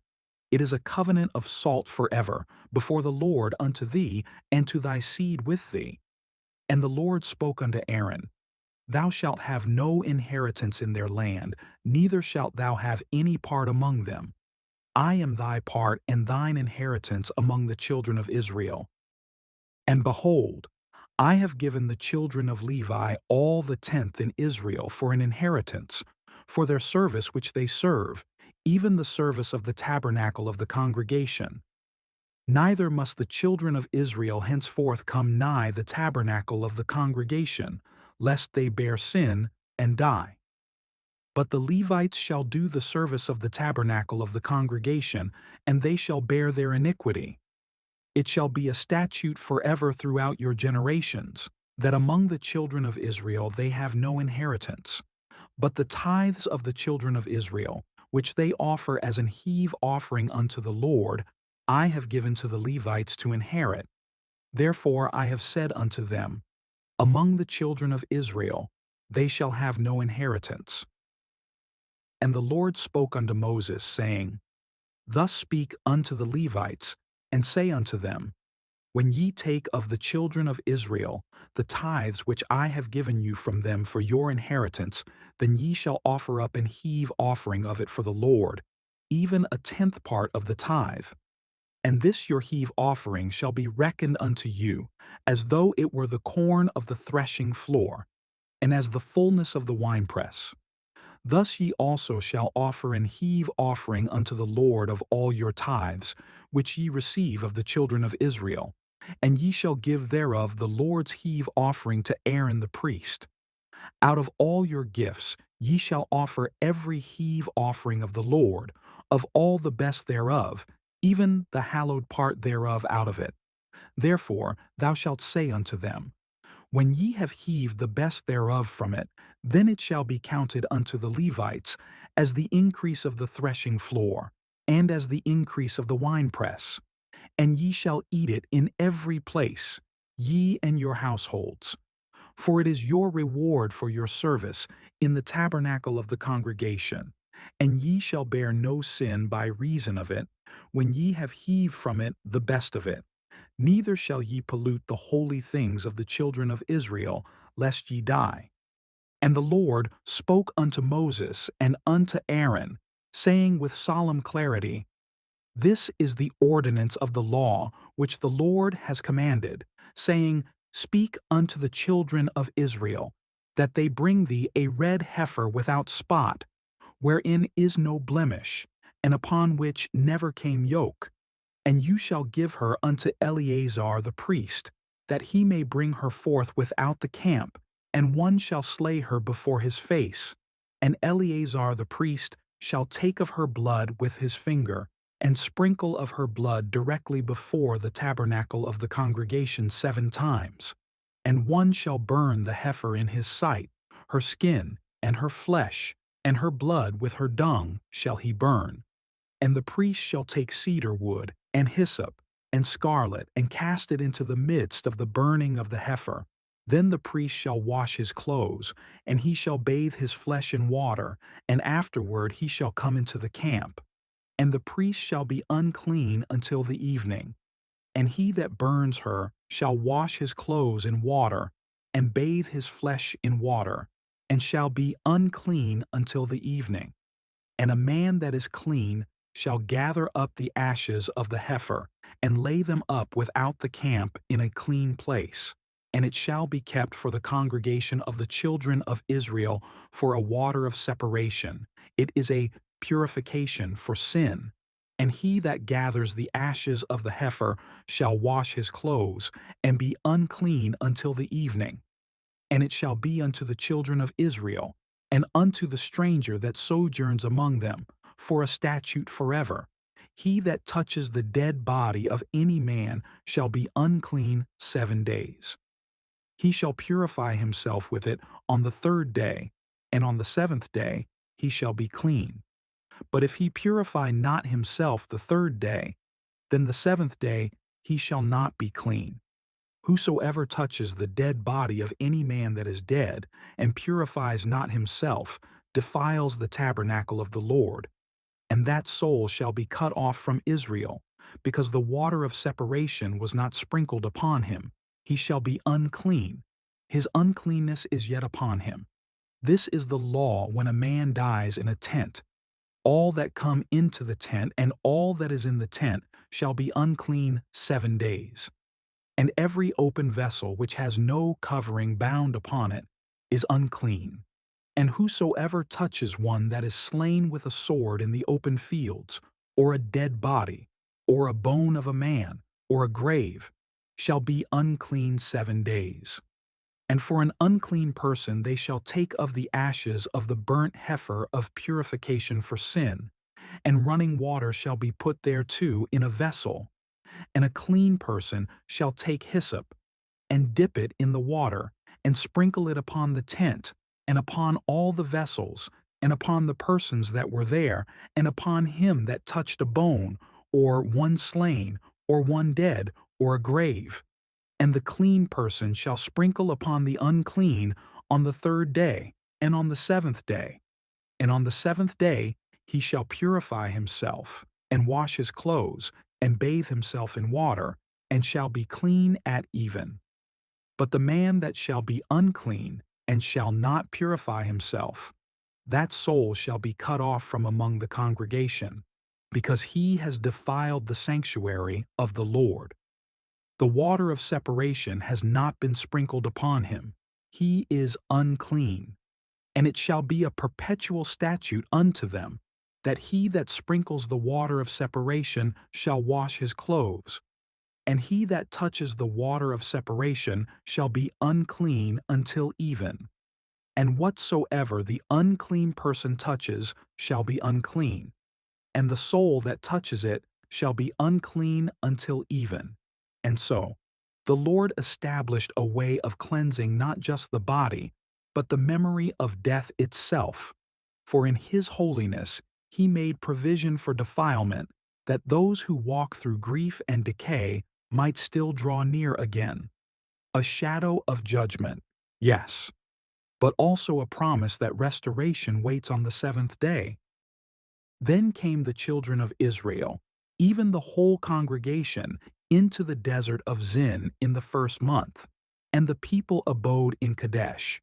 And Miriam died there, and was buried there. And there was no water for the congregation. And they gathered themselves together against Moses and against Aaron. And the people chided with Moses, and spoke, saying, Would God that we had died when our brethren died before the Lord! And why have you brought up the congregation of the Lord into this wilderness, that we and our cattle should die there? And wherefore have you made us to come up out of Egypt, to bring us into this evil place? It is no place of seed, or of figs, or of vines, or of pomegranates, neither is there any water to drink. And Moses and Aaron went from the presence of the assembly unto the door of the tabernacle of the congregation, and they fell upon their faces. And the glory of the Lord appeared unto them. And the Lord spoke unto Moses, saying, Take the rod, and gather thou the assembly together, thou, and Aaron thy brother, and speak ye unto the rock before their eyes, and it shall give forth his water, and thou shalt bring forth to them water out of the rock. So thou shalt give the congregation and their beasts drink. And Moses took the rod from before the Lord, as he commanded him. And Moses and Aaron gathered the congregation together before the rock. And he said unto them, Hear now, ye rebels, must we fetch you water out of this rock? And Moses lifted up his hand, and with his rod he smote the rock twice. And the water came out abundantly, and the congregation drank, and their beasts also. And the Lord spoke unto Moses and Aaron, Because ye believed me not to sanctify me in the eyes of the children of Israel, therefore ye shall not bring this congregation into the land which I have given them. This is the water of Meribah, because the children of Israel strove with the Lord, and he was sanctified in them. And Moses sent messengers from Kadesh unto the king of Edom, saying, Thus saith thy brother Israel, Thou knowest all the travail that hath befallen us, how our fathers went down into Egypt, and we have dwelt in Egypt a long time, and the Egyptians vexed us, and our fathers. And when we cried unto the Lord, he heard our voice, and sent an angel, and hath brought us forth out of Egypt. And behold, we are in Kadesh, a city in the uttermost of thy border. Let us pass, I pray thee, through thy country. We will not pass through the fields, or through the vineyards, neither will we drink of the water of the wells. We will go by the king's high way. We will not turn to the right hand nor to the left, until we have passed thy borders. And Edom said unto him, Thou shalt not pass by me, lest I come out against thee with the sword. And the children of Israel said unto him, We will go by the highway. And if I and my cattle drink of thy water, then I will pay for it. I will only, without doing anything else, go through on my feet. And he said, Thou shalt not go through. And Edom came out against him with much people, and with a strong hand. Thus Edom refused to give Israel passage through his border. Wherefore Israel turned away from him, and the children of Israel, even the whole congregation, journeyed from Kadesh, and came unto Mount Hor. And the Lord spoke unto Moses and Aaron in Mount Hor, by the coast of the land of Edom, saying, Aaron shall be gathered unto his people, for he shall not enter into the land which I have given unto the children of Israel, because ye rebelled against my word at the water of Meribah. Take Aaron and Eleazar his son, and bring them up unto Mount Hor, and strip Aaron of his garments, and put them upon Eleazar his son. And Aaron shall be gathered unto his people, and shall die there. And Moses did as the Lord commanded, and they went up into Mount Hor in the sight of all the congregation. And Moses stripped Aaron of his garments, and put them upon Eleazar his son. And Aaron died there at the top of the mount. And Moses and Eleazar came down from the mount, and when all the congregation saw that Aaron was dead, they mourned for Aaron 30 days, even all the house of Israel. And when King Arad the Canaanite, which dwelt in the south, heard tell that Israel came by the way of the spies, then he fought against Israel, and took some of them prisoners. And Israel vowed a vow unto the Lord, and said, If thou wilt indeed deliver this people into my hand, then I will utterly destroy their cities. And the Lord hearkened to the voice of Israel, and delivered up the Canaanites. And they utterly destroyed them and their cities. And he called the name of the place Hormah. And they journeyed from Mount Hor by the way of the Red Sea to compass the land of Edom. And the soul of the people was much discouraged because of the way. And the people spoke against God and against Moses. Wherefore have ye brought us up out of Egypt to die in the wilderness? For there is no bread, neither is there any water, and our soul loatheth this light bread. And the Lord sent fiery serpents among the people, and they bit the people, and much people of Israel died. Therefore the people came to Moses and said, We have sinned, for we have spoken against the Lord and against thee. Pray unto the Lord that he take away the serpents from us. And Moses prayed for the people. And the Lord said unto Moses, Make thee a fiery serpent, and set it upon a pole, and it shall come to pass, that every one that is bitten, when he looketh upon it, shall live. And Moses made a serpent of brass, and put it upon a pole. And it came to pass, that if a serpent had bitten any man, when he beheld the serpent of brass, he lived. And the children of Israel set forward, and pitched in Oboth. And they journeyed from Obothi, and pitched at Ijeabarim, in the wilderness which is before Moab, toward the sunrising. From thence they removed, and pitched in the valley of Zered. And from thence they removed, and pitched on the other side of Arnon, which is in the wilderness that cometh out of the coasts of the Amorites. For Arnon is the border of Moab, between Moab and the Amorites.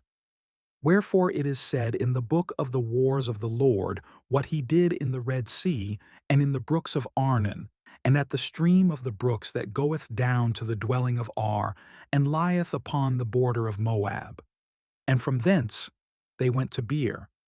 That is the well whereof the Lord spoke unto Moses. Gather the people together, and I will give them water. Then Israel sang this song. Spring up, O well, sing ye unto it. The princes digged the well. The nobles of the people digged it, by the direction of the lawgiver with their staves. And from the wilderness they went to Matana, and from Matana to Nahaliel, and from Nahaliel to Bamoth, and from Bamoth in the valley, that is in the country of Moab, to the top of Pisgah, which looketh toward Jeshimon. And Israel sent messengers unto Sihon, king of the Amorites, saying, Let me pass through thy land. We will not turn into the fields or into the vineyards. We will not drink of the waters of the well, but we will go along by the king's highway until we be past thy borders. And Sihon would not suffer Israel to pass through his border. But Sihon gathered all his people together and went out against Israel into the wilderness. And he came to Jahaz and fought against Israel. And Israel smote him with the edge of the sword, and possessed his land from Arnon unto Jabbok, even unto the children of Ammon. For the border of the children of Ammon was strong. And Israel took all these cities, and Israel dwelt in all the cities of the Amorites, in Heshbon, and in all the villages thereof. For Heshbon was the city of Sihon, the king of the Amorites, who had fought against the former king of Moab, and taken all his land out of his hand, even unto Arnon. Wherefore they that speak in Proverbs say, Come in to Heshbon, let the city of Sihon be built and prepared. For there is a fire gone out of Heshbon, a flame from the city of Sihon. It hath consumed Ar of Moab, and the lords of the high places of Arnon. Woe to thee, Moab! Thou art undone, O people of Chemosh.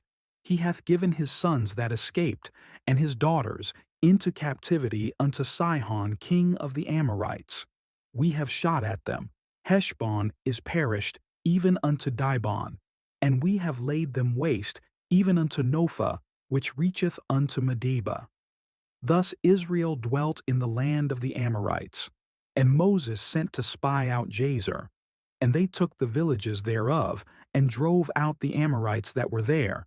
And they turned and went up by the way of Bashan. And Og the king of Bashan went out against them, he and all his people, to the battle at Edrei. And the Lord said unto Moses, Fear him not, for I have delivered him into thy hand, and all his people, and his land.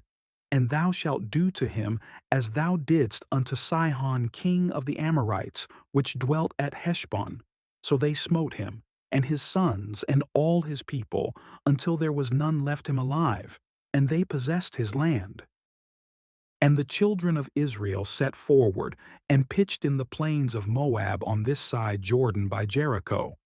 And Balak the son of Zippor saw all that Israel had done to the Amorites, and Moab was sore afraid of the people, because they were many. And Moab was distressed because of the children of Israel. And Moab said unto the elders of Midian, Now shall this company lick up all that are round about us, as the ox licketh up the grass of the field. And Balak the son of Zippor was king of the Moabites at that time. He sent messengers therefore unto Balaam the son of Beor to Pethor, which is by the river of the land of the children of his people, to call him, saying, Behold, there is a people come out from Egypt. Behold, They cover the face of the earth, and they abide over against me. Come now therefore, I pray thee, curse me this people, for they are too mighty for me. Peradventure I shall prevail, that we may smite them, and that I may drive them out of the land. For I wot that he whom thou blessest is blessed, and he whom thou cursest is cursed. And the elders of Moab and the elders of Midian departed with the rewards of divination in their hand. And they came unto Balaam, and spoke unto him the words of Balak. And he said unto them, Lodge here this night, and I will bring you word again, as the Lord shall speak unto me. And the princes of Moab abode with Balaam. And God came unto Balaam, and said, What men are these with thee? And Balaam said unto God, Balak the son of Zippor, king of Moab, hath sent unto me, saying, Behold, there is a people come out of Egypt, which covereth the face of the earth. Come now, curse me them. Peradventure I shall be able to overcome them, and drive them out. And God said unto Balaam, Thou shalt not go with them. Thou shalt not curse the people, for they are blessed. And Balaam rose up in the morning, and said unto the princes of Balak, Get you into your land, for the Lord refuseth to give me leave to go with you. And the princes of Moab rose up, and they went unto Balak, and said, Balaam refuseth to come with us. And Balak sent yet again princes, more and more honorable than they. And they came to Balaam, and said to him, Thus saith Balak the son of Zippor, Let nothing, I pray thee, hinder thee from coming unto me. For I will promote thee unto very great honor, and I will do whatsoever thou sayest unto me. Come therefore, I pray thee, curse me this people. And Balaam answered and said unto the servants of Balak, If Balak would give me his house full of silver and gold, I cannot go beyond the word of the Lord my God, to do less or more. Now therefore, I pray you, tarry ye also here this night, that I may know what the Lord will say unto me more. And God came unto Balaam at night, and said unto him, If the men come to call thee, rise up, and go with them. But yet the word which I shall say unto thee, that shalt thou do. And Balaam rose up in the morning, and saddled his ass, and went with the princes of Moab. And God's anger was kindled, because he went. And the angel of the Lord stood in the way for an adversary against him. Now he was riding upon his ass, and his two servants were with him. And the ass saw the angel of the Lord standing in the way, and his sword drawn in his hand. And the ass turned aside out of the way, and went into the field. And Balaam smote the ass, to turn her into the way. But the angel of the Lord stood in a path of the vineyards, a wall being on this side, and a wall on that side. And when the ass saw the angel of the Lord, she thrust herself unto the wall, and crushed Balaam's foot against the wall, and he smote her again. And the angel of the Lord went further, and stood in a narrow place, where was no way to turn either to the right hand or to the left. And when the ass saw the angel of the Lord, she fell down under Balaam. And Balaam's anger was kindled, and he smote the ass with a staff. And the Lord opened the mouth of the ass, and she said unto Balaam, What have I done unto thee, that thou hast smitten me these 3 times? And Balaam said unto the ass, Because thou hast mocked me. I would there were a sword in mine hand, for now would I kill thee. And the ass said unto Balaam, Am not I thine ass, upon which thou hast ridden ever since I was thine unto this day? Was I ever wont to do so unto thee? And he said, Nay. Then the Lord opened the eyes of Balaam, and he saw the angel of the Lord standing in the way, and his sword drawn in his hand. And he bowed down his head, and fell flat on his face. And the angel of the Lord said unto him, Wherefore hast thou smitten thine ass these 3 times? Behold, I went out to withstand thee, because thy way is perverse before me. And the ass saw me, and turned from me these 3 times. Unless she had turned from me, surely now also I had slain thee, and saved her alive. And Balaam said unto the angel of the Lord, I have sinned, for I knew not that thou stoodest in the way against me. Now therefore, if it displease thee, I will get me back again. And the angel of the Lord said unto Balaam, Go with the men, but only the word that I shall speak unto thee, that thou shalt speak. So Balaam went with the princes of Balak. And when Balak heard that Balaam was come, he went out to meet him unto a city of Moab, which is in the border of Arnon, which is in the utmost coast. And Balak said unto Balaam, Did I not earnestly send unto thee to call thee? Wherefore camest thou not unto me? Am I not able indeed to promote thee to honor? And Balaam said unto Balak, Lo, I am come unto thee. Have I now any power at all to say anything? The word that God putteth in my mouth, that shall I speak. And Balaam went with Balak, and they came unto Kirjathhuzoth. And Balak offered oxen and sheep, and sent to Balaam, and to the princes that were with him. And it came to pass on the morrow that Balak took Balaam, and brought him up into the high places of Baal, that thence he might see the utmost part of the people. And Balaam said unto Balak, Build me here 7 altars, and prepare me here 7 oxen and 7 rams. And Balak did as Balaam had spoken. And Balak and Balaam offered on every altar a bullock and a ram. And Balaam said unto Balak, Stand by thy burnt offering, and I will go. Peradventure the Lord will come to meet me, and whatsoever he showeth me, I will tell thee. And he went to a high place.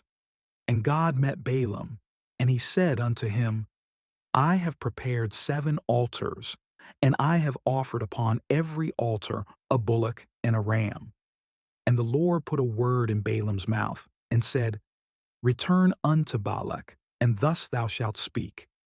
And he returned unto him, and lo, he stood by his burnt sacrifice, he and all the princes of Moab. And he took up his parable, and said, Balak the king of Moab hath brought me from Aram, out of the mountains of the east, saying, Come, curse me, Jacob, and come, defy Israel. How shall I curse whom God hath not cursed? Or how shall I defy whom the Lord hath not defied? For from the top of the rocks I see him, and from the hills I behold him. Lo, the people shall dwell alone, and shall not be reckoned among the nations. Who can count the dust of Jacob, and the number of the 4th part of Israel?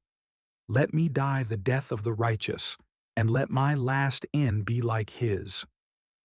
And Balak said unto Balaam, What hast thou done unto me?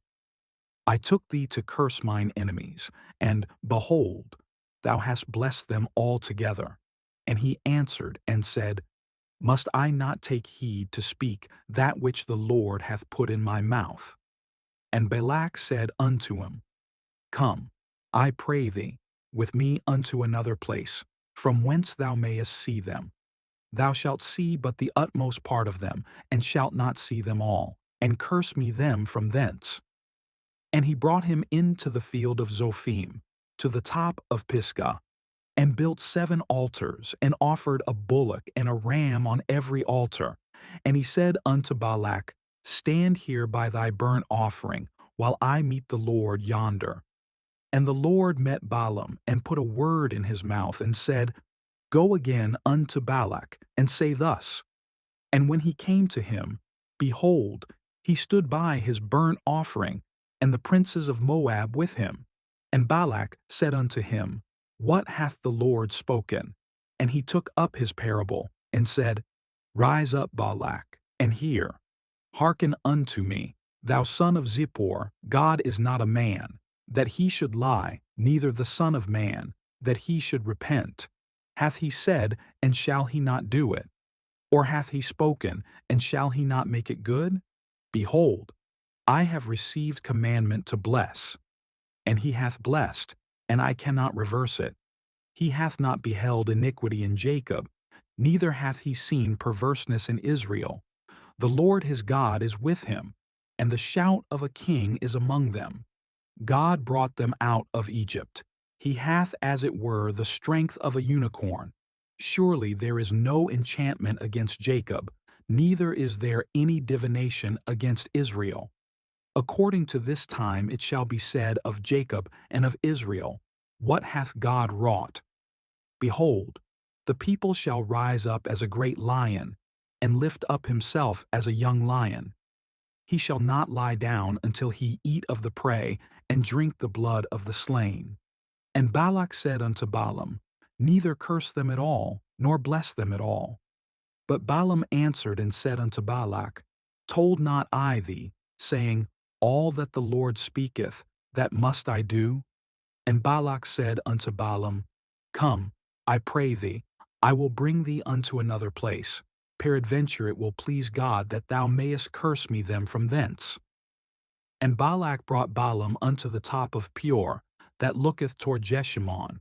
And Balaam said unto Balak, Build me here 7 altars, and prepare me here 7 bullocks and 7 rams. And Balak did as Balaam had said, and offered a bullock and a ram on every altar. And when Balaam saw that it pleased the Lord to bless Israel, he went not, as at other times, to seek for enchantments, but he set his face toward the wilderness. And Balaam lifted up his eyes, and he saw Israel abiding in his tents according to their tribes. And the Spirit of God came upon him. And he took up his parable, and said, Balaam the son of Beor hath said, and the man whose eyes are open hath said, he hath said, which heard the words of God, which saw the vision of the Almighty, falling into a trance, but having his eyes open, How goodly are thy tents, O Jacob, and thy tabernacles, O Israel! As the valleys are they spread forth, as gardens by the river's side, as the trees of lean aloes, which the Lord hath planted, and as cedar trees beside the waters. He shall pour the water out of his buckets, and his seed shall be in many waters, and his king shall be higher than Agag, and his kingdom shall be exalted. God brought him forth out of Egypt. He hath, as it were, the strength of a unicorn. He shall eat up the nations his enemies, and shall break their bones, and pierce them through with his arrows.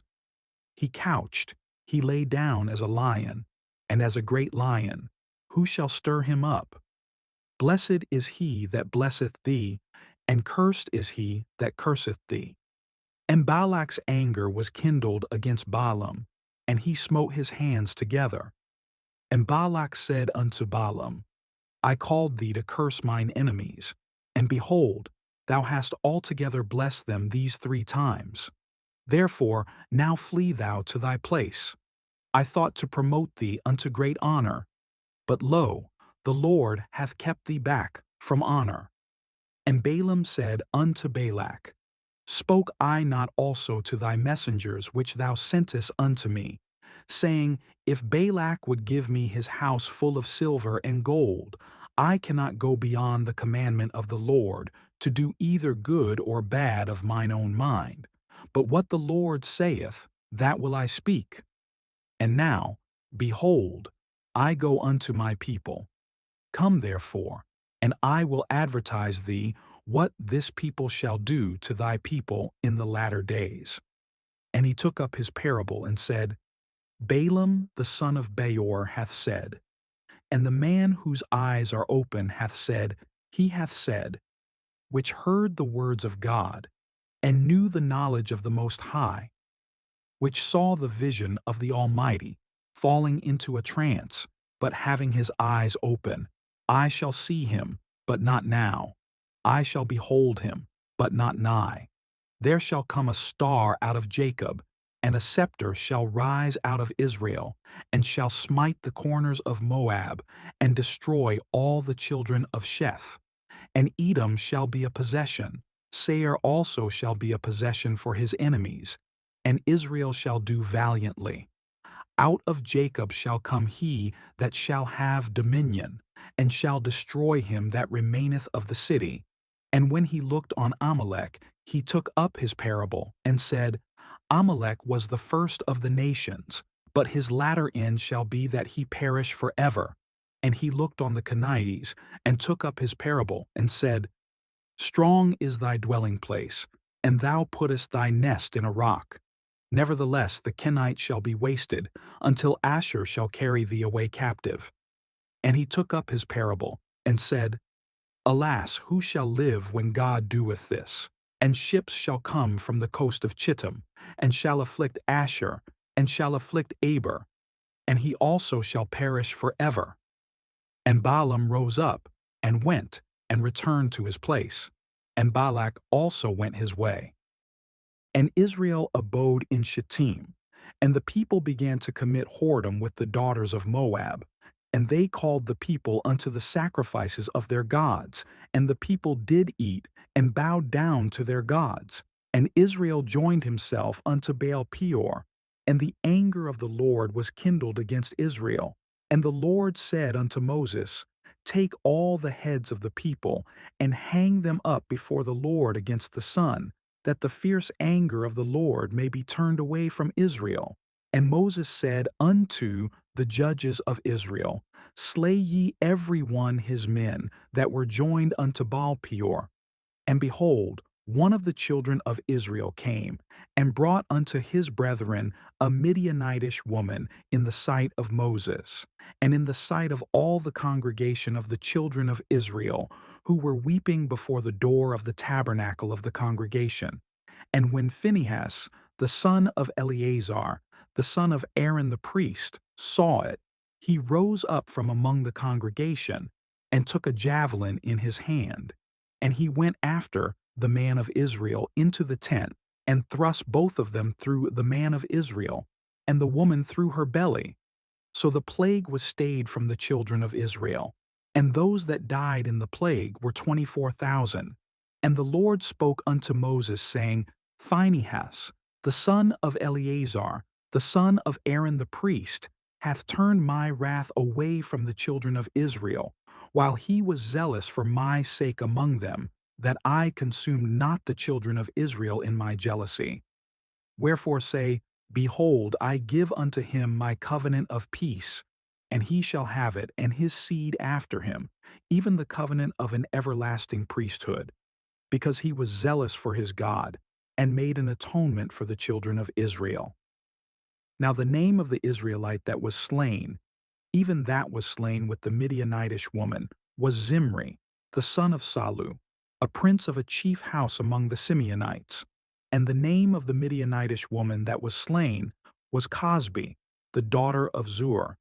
He was head over a people, and of a chief house in Midian. And the Lord spoke unto Moses, saying, Vex the Midianites, and smite them. For they vex you with their wiles, wherewith they have beguiled you in the matter of Peor, and in the matter of Cosbi, the daughter of a prince of Midian, their sister, which was slain in the day of the plague for Peor's sake. And the Lord's justice, wrapped in holiness and fierce mercy, fell swift upon the unfaithful, but peace, everlasting peace, he placed upon the house of the zealous priest. And it came to pass, after the plague had swept through the camp, that the Lord spoke unto Moses and unto Eleazar, the son of Aaron the priest. They were on the plains of Moab, by Jordan near Jericho, when the Lord said, Take the sum of all the congregation of the children of Israel, from 20 years old and upward, all that are able to go to war in Israel. So Moses and Eleazar, who now stood in Aaron's place, spoke with the people in the plains of Moab as the Lord had commanded. And they began to number the sons of Israel, tribe by tribe, name by name. Each line still remembered even after the wilderness had thinned their numbers. The children of Reuben, Israel's eldest son, stood first in the record, then Simeon, then Gad. Each family traced through their fathers' houses, the names carved in time, though many had already passed on. The sons of Judah were next. Among them were the names of men through whom kings would someday rise. Issachar followed, and then Zebulun. Their tents had held strong though the sands of the desert tested their strength. The sons of Joseph, Ephraim, and Manasseh stood next in the count, divided into their families, but united in inheritance. And Benjamin came after them, the smallest tribe, yet held in honor among the Lord's people.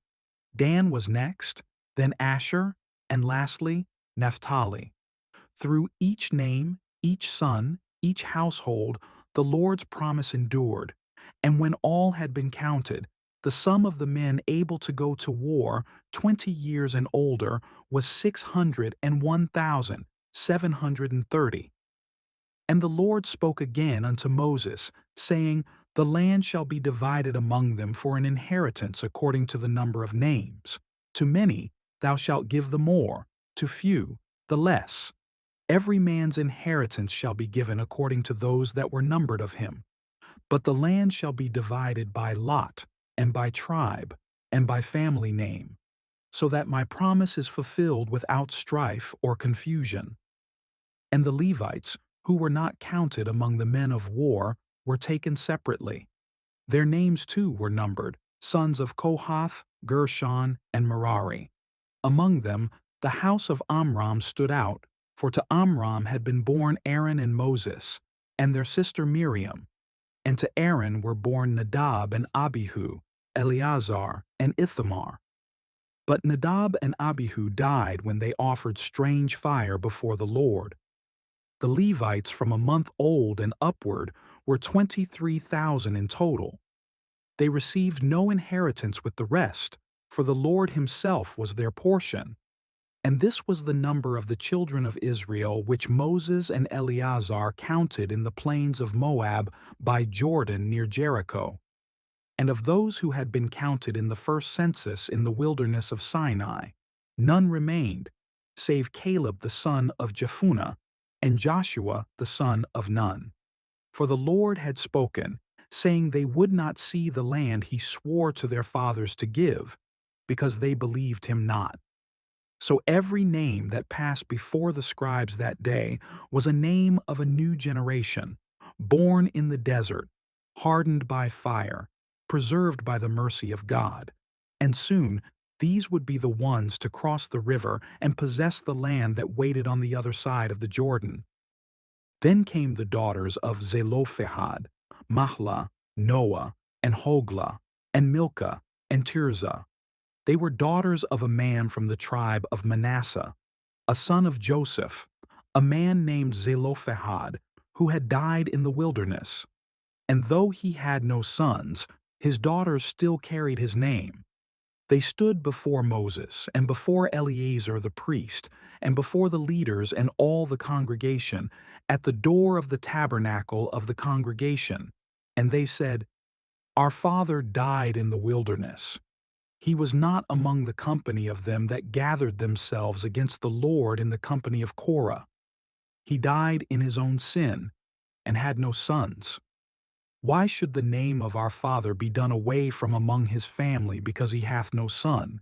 Give unto us, we pray thee, a possession among the brethren of our father. And Moses brought their cause before the Lord. And the Lord spoke unto Moses, saying, The daughters of Zelophehad speak right. Thou shalt surely give them a possession of an inheritance among their father's brethren, and thou shalt cause the inheritance of their father to pass unto them. And thou shalt speak unto the children of Israel, saying, If a man die and have no son, then ye shall cause his inheritance to pass unto his daughter. And if he have no daughter, then ye shall give his inheritance unto his brethren. And if he have no brethren, then ye shall give his inheritance unto his father's brethren. And if his father have no brethren, then ye shall give his inheritance unto his kinsman that is next to him of his family, and he shall possess it. And it shall be unto the children of Israel a statute of judgment, as the Lord commanded Moses. And the Lord said unto Moses, Get thee up into this Mount Abarim, and see the land which I have given unto the children of Israel. And when thou hast seen it, thou also shalt be gathered unto thy people, as Aaron thy brother was gathered. For ye rebelled against my commandment in the desert of Zin, in the strife of the congregation, to sanctify me at the water before their eyes. That was the water of Meribah in Kadesh, in the wilderness of Zin. And Moses spoke unto the Lord, saying, Let the Lord, the God of the spirits of all flesh, set a man over the congregation, which may go out before them, and which may go in before them, and which may lead them out, and which may bring them in, that the congregation of the Lord be not as sheep which have no shepherd. And the Lord said unto Moses, Take thee Joshua the son of Nun, a man in whom is the Spirit, and lay thine hand upon him, and set him before Eleazar the priest, and before all the congregation, and give him a charge in their sight. And thou shalt put some of thine honor upon him, that all the congregation of the children of Israel may be obedient. And he shall stand before Eleazar the priest, who shall ask counsel for him after the judgment of Urim before the Lord. At his word shall they go out, and at his word they shall come in, both he and all the children of Israel with him, even all the congregation. And Moses did as the Lord commanded him. And he took Joshua, and set him before Eleazar the priest, and before all the congregation. And he laid his hands upon him, and gave him a charge, as the Lord commanded by the hand of Moses. And in the laying on of hands a silent blessing passed, from one leader soon to depart, to one chosen to carry the promise forward, not by Moses' own will, but by the breath of God who sees the heart. And the people, though still in the wilderness, began to see the dawn of new leadership rise over the camp. And the Lord spoke unto Moses, his voice steady as ever, saying, Command the children of Israel, and say unto them, My offering and my bread, for my sacrifices made by fire, for a sweet savor unto me, shall ye observe to offer unto me in their due season. And thou shalt say unto them, This is the offering made by fire, which ye shall offer unto the Lord, 2 lambs of the first year without spot, day by day, for a continual burnt offering. The one lamb shalt thou offer in the morning, and the other lamb shalt thou offer at even. And a 10th part of an ephah of flour for a meat offering, mingled with the 4th part of an hin of beaten oil. It is a continual burnt offering, which was ordained in Mount Sinai for a sweet savor, a sacrifice made by fire unto the Lord. And the drink offering thereof shall be the 4th part of an hin for the one lamb. In the holy place shalt thou cause the strong wine to be poured unto the Lord for a drink offering, and the other lamb shalt thou offer at even, as the meat offering of the morning, and as the drink offering thereof, thou shalt offer it, a sacrifice made by fire, of a sweet savor unto the Lord. And on the Sabbath day, 2 lambs of the first year without spot, and 2/10 deals of flour for a meat offering, mingled with oil, and the drink offering thereof. This is the burnt offering of every Sabbath, beside the continual burnt offering, and his drink offering. And in the beginnings of your months ye shall offer a burnt offering unto the Lord, young bullocks, and rams, and lambs without blemish, and meat offerings mingled with flour and oil, and their drink offerings, all according to the ordinance. This shall be for a sweet savor, a sacrifice made by fire unto the Lord. And 1 kid of the goats for a sin offering unto the Lord shall be offered, beside the continual burnt offering and his drink offering. And in the 14th day of the first month is the Passover of the Lord, and in the 15th day of this month is the feast. 7 days shall unleavened bread be eaten. And in the first day shall be an holy convocation. Ye shall do no manner of servile work therein. But ye shall offer a sacrifice made by fire for a burnt offering unto the Lord. And on the 7th day ye shall have an holy convocation. Ye shall do no servile work. Also in the day of the first fruits, when ye bring a new meat offering unto the Lord, after your weeks be out, ye shall have an holy convocation. Ye shall do no servile work. But ye shall offer the burnt offering for a sweet savor unto the Lord, with bullocks and rams and lambs, without blemish, with their meat offerings and their drink offerings. All this was spoken to Moses, and through Moses the people heard again the rhythm of sacred time, days marked by offering, months begun with worship, years remembered by fire and fragrance. Through repetition, God did not demand burden, but formed remembrance, not for himself, but for a people prone to forget, so that every lamb, every handful of flour, and every drop of wine poured out might teach them, You are mine, and I am the Lord your God. And in the 7th month, on the 1st day of the month, ye shall have an holy convocation. Ye shall do no servile work. It is a day of blowing the trumpets unto you. And ye shall offer a burnt offering for a sweet savor unto the Lord, a sacred act to mark a sacred time, and a sin offering to make atonement. And all of it, from the bullocks to the lambs, from the flour mingled with oil to the poured out drink, was to rise up to heaven as a sign that the people remembered the Lord in the days he had appointed. And on the 10th day of the 7th month ye shall have an holy convocation, and ye shall afflict your souls. Ye shall do no work therein, for it is the day of atonement, to make an atonement for you before the Lord your God.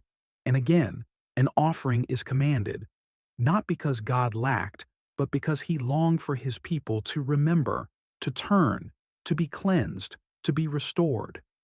And on the 15th day of the 7th month there would begin a feast unto the Lord, a feast of 7 days.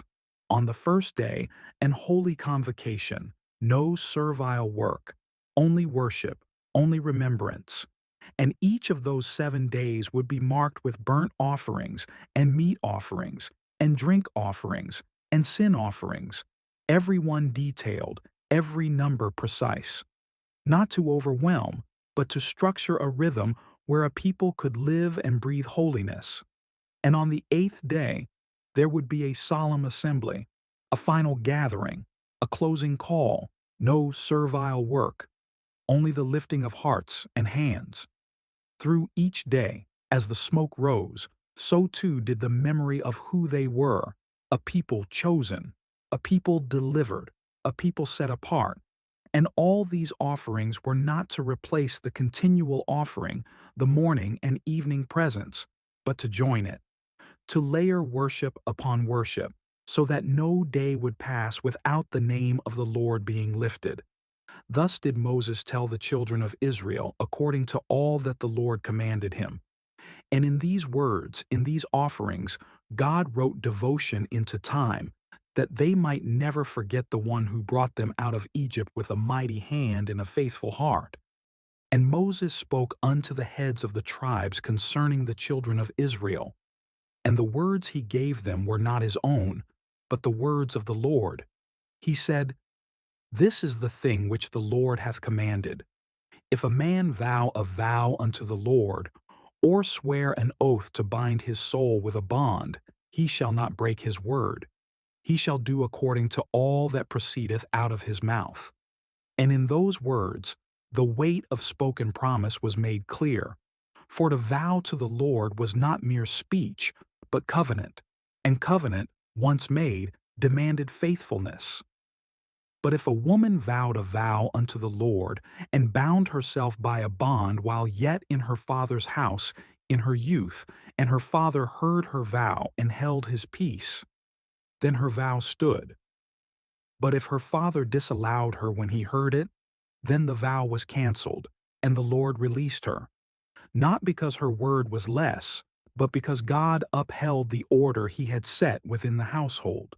If she were married to a husband and made a vow, or uttered anything from her lips to bind her soul, and her husband heard it and held his peace, then it stood. But if he disallowed it on the day he heard it, then the Lord would release her from it. Thus, both father and husband held a place of spiritual covering, not to oppress, but to protect, to hold her vows in the framework of family, under the law of God's peace. But if any vow was made, and no objection was spoken, and days passed in silence, then that silence became agreement, and the vow held firm. Yet if a man disallowed it after delay, he bore her iniquity, for he had heard, and waited, and made her carry what he could have lifted. And so these were the statutes which the Lord commanded Moses between a man and his wife, between a father and his daughter, still in her youth, still within his house. And in all of this God was not careless with vows. He was not indifferent to the words of his people. He honored every promise, weighed every utterance, and taught Israel to do the same, because to speak to the Lord was holy, and to bind one's soul before him was not taken lightly. For he is faithful to every word he has ever spoken, and he calls his people to walk in the same truth. And the Lord spoke unto Moses, his voice firm with finality, saying, Avenge the children of Israel of the Midianites. Afterward shalt thou be gathered unto thy people. And Moses spoke unto the people, saying, Arm some of yourselves unto the war, and let them go against the Midianites, and execute the Lord's vengeance on Midian. 1,000 from each tribe throughout all the tribes of Israel shall go to battle. So there were delivered out of the thousands of Israel 1,000 of every tribe, 12,000 armed for war. And Moses sent them to the battle, 1,000 of every tribe, with Phinehas, the son of Eleazar the priest, to lead them. And with him went the holy instruments and the trumpets to blow in hand. And they warred against the Midianites, as the Lord commanded Moses. And they slew all the males. And among those who fell were the kings of Midian, Evi, Rechem, Zur, Hur, and Reba, 5 kings of Midian. Balaam also, the son of Beor, they slew with the sword. And the children of Israel took all the women of Midian captive, and their little ones, and took the spoil of all their cattle, and all their flocks, and all their goods. And they burnt all their cities wherein they dwelt, and all their goodly castles with fire. And they took all the spoil, and all the prey, both of men and of beasts. And they brought the captives, and the prey, and the spoil, unto Moses and Eleazar the priest, and unto the congregation of the children of Israel, unto the camp at the plains of Moab, which are by Jordan, near Jericho. And Moses and Eleazar the priest, and all the princes of the congregation, went forth to meet them outside the camp. And Moses was wroth with the officers of the host, the captains over thousands, and captains over hundreds, which came from the battle. And Moses said unto them, Have ye saved all the women alive? Behold, these caused the children of Israel, through the counsel of Balaam, to commit trespass against the Lord in the matter of Peor, and there was a plague among the congregation of the Lord. Now therefore kill every male among the little ones, and kill every woman that hath known man by lying with him. But all the women children that have not known a man by lying with him, keep alive for yourselves. And every one who had slain a man or touched a dead body was to remain outside the camp for 7 days. They were to purify both themselves and their garments on the 3rd and 7th days. And Eleazar the priest said unto the men of war, This is the ordinance of the law which the Lord commanded Moses. Only the gold and the silver, the brass, the iron, the tin, and the lead, everything that may abide the fire, ye shall make it go through the fire, and it shall be clean. Nevertheless, it shall be purified with the water of separation. And all that abideth not the fire ye shall make go through water. And on the 7th day they were to wash their clothes, and then be clean, and afterward they could come into the camp. And the Lord spoke unto Moses, saying, Take the sum of the prey that was taken, both of man and of beast, thou, and Eleazar the priest, and the chief fathers of the congregation, and divide the prey into 2 parts. between them that took the war upon them and went out to battle, and between all the congregation. And an offering unto the Lord was required from the men of war, a tribute of the spoil, 1 soul of 500, of both the persons and of the beasts. And from the children of Israel's half, they also gave a portion unto the Levites that kept the charge of the tabernacle. And Moses and Eleazar did as the Lord commanded. And though the total of the cattle and sheep and people was great, not one soldier of Israel had fallen in the battle. And they came before Moses, bringing bracelets and chains and rings and earrings and tablets, all the gold they had gathered, to offer as an atonement before the Lord. And Moses and Eleazar the priest took the gold from them, all the fashioned ornaments. And the men of war had offered it as a memorial for the children of Israel before the Lord, to make atonement for their souls. And so the spoil, the offering, the fire, the vengeance, all was brought under the command of the holy God, who sees not only the sword, but the soul. He is the Lord of hosts, but also the one who watches over vows, honors sacrifice, and keeps covenant with those he brings out of bondage and into promise. Now the children of Reuben and the children of Gad had a very great multitude of cattle. And when they saw the land of Jazer and the land of Gilead, that it was a place for cattle, they drew near, not to the battlefield, but to Moses, and to Eleazar the priest, and to the princes of the congregation. They said, If we have found grace in thy sight, let this land be given unto thy servants for a possession. Bring us not over Jordan. But Moses' heart stirred with concern.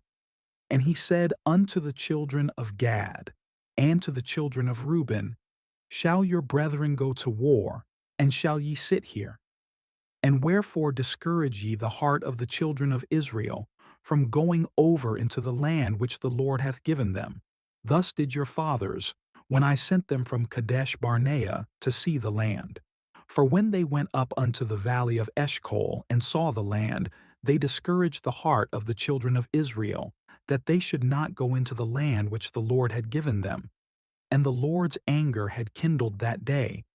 He swore that none of that generation who had seen his glory and his miracles in Egypt would see the promised land.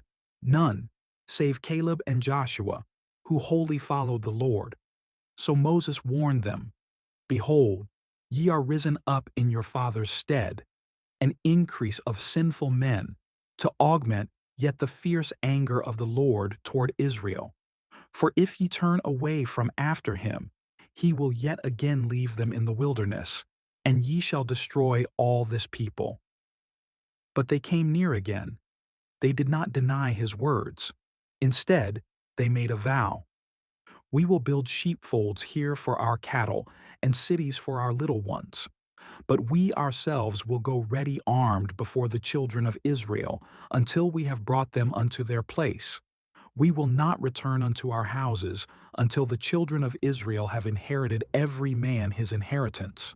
And Moses listened, and he said, If ye will do this thing, if ye will go armed before the Lord to war, and will go all of you armed over Jordan before the Lord, until he hath driven out his enemies from before him, and the land be subdued before the Lord, then afterward ye shall return, and be guiltless before the Lord and before Israel, and this land shall be your possession before the Lord. But he warned them still. But if ye will not do so, behold, ye have sinned against the Lord, and be sure your sin will find you out. So the children of Gad and of Reuben answered, As the Lord hath said unto thy servants, so will we do. And they vowed again to leave their children and flocks behind, safely built in fenced cities, and cross over armed before the Lord into Canaan. And Moses gave commandment concerning them. He spoke to Eleazar the priest, and to Joshua the son of Nun, and to the chief fathers of the tribes of the children of Israel. And he said, If the children of Gad and Reuben will pass with you over Jordan, every man armed to battle before the Lord, and the land shall be subdued before you, then give them the land of Gilead for a possession. But if they will not pass over with you armed, they shall have possessions among you in the land of Canaan. And the tribes agreed, and the children of Gad, and the children of Reuben, and the half-tribe of Manasseh. They received Gilead, and the land of Sihon, king of the Amorites, and of Og, king of Bashan. And they rebuilt the cities, and gave them new names.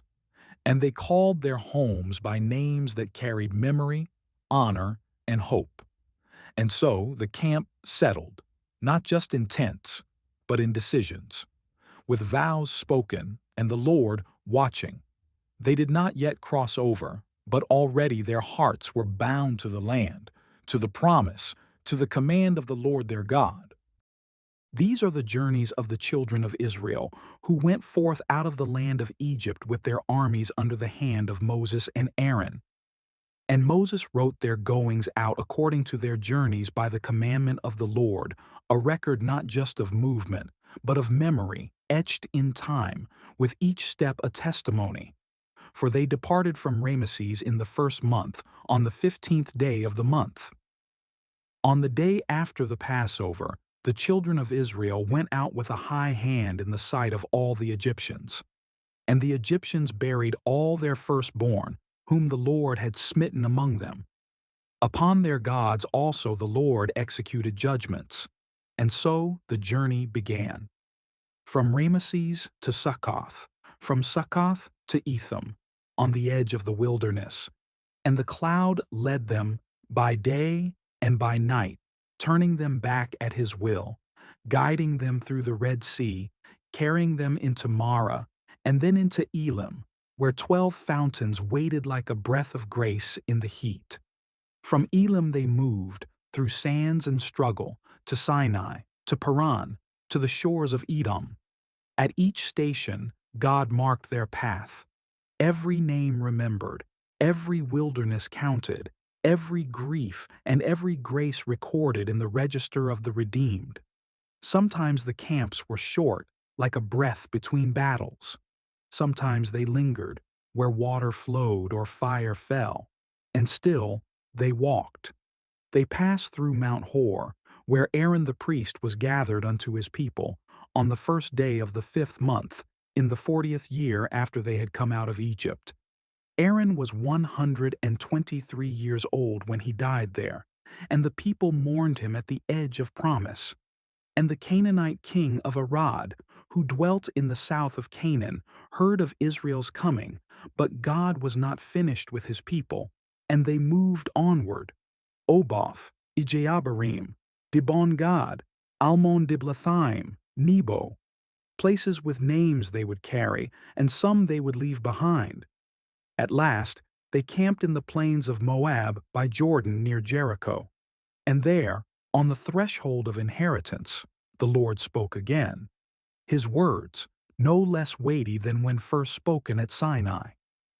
Speak unto the children of Israel, he said, when ye are passed over Jordan into the land of Canaan, ye shall drive out all the inhabitants of the land before you, destroy their carved images, and all their molten idols, and pluck down all their high places. And ye shall dispossess the inhabitants of the land, and dwell therein. For I have given you the land to possess it. And the land was to be divided by lot, by tribe, by inheritance, to the many, more, to the few, less, yet to each a portion by God's own design. But then came the warning. If they did not drive out the inhabitants, those left behind would be pricks in their eyes and thorns in their sides, and would vex them in the land they were to inherit. And the Lord would do unto them as he had thought to do unto those nations. Thus the journey was not only miles measured, but hearts weighed. For every station had shaped them, every desert had refined them. And now, standing where promise met command, they were reminded once more. This land was holy. not because of its soil, but because it was given by the hand of a holy God. And every footstep forward would be worship or warning, and the journey was not over yet.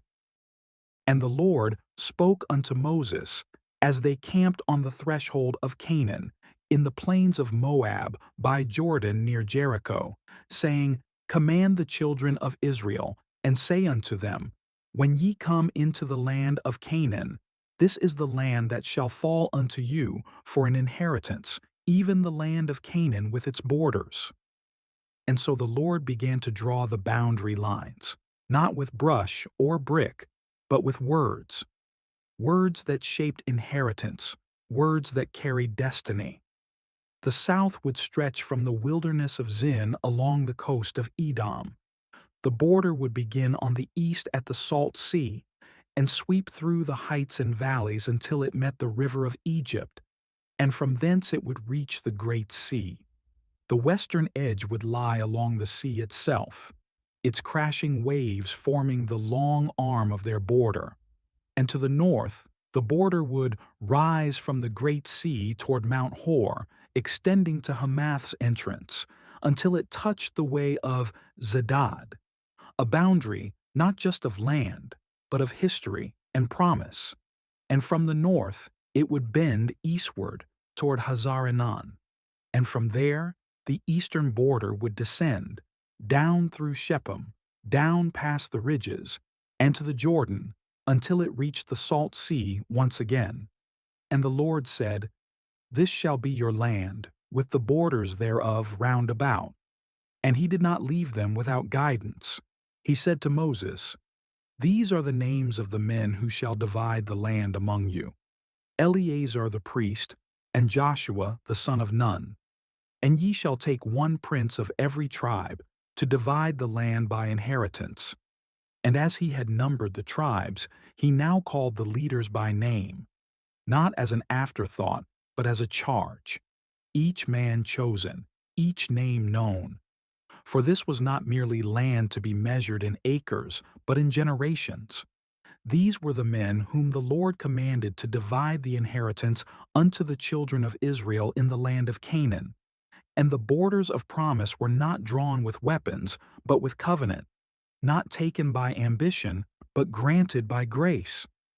And each boundary was not just a line, it was a reminder that what they were about to receive had been spoken long ago by the mouth of their God. For the land was not the end of the story, it was the place where the story would continue, where sons would be born, where altars would rise, where the Lord would dwell among them, if they would walk in his ways. And the Lord spoke unto Moses in the plains of Moab by Jordan near Jericho. The promised land was just across the water, yet the voice of God remained their present guide. He said, Command the children of Israel that they give unto the Levite cities to dwell in, out of the inheritance of their possession. And ye shall give also unto the Levite suburbs for the cities round about them.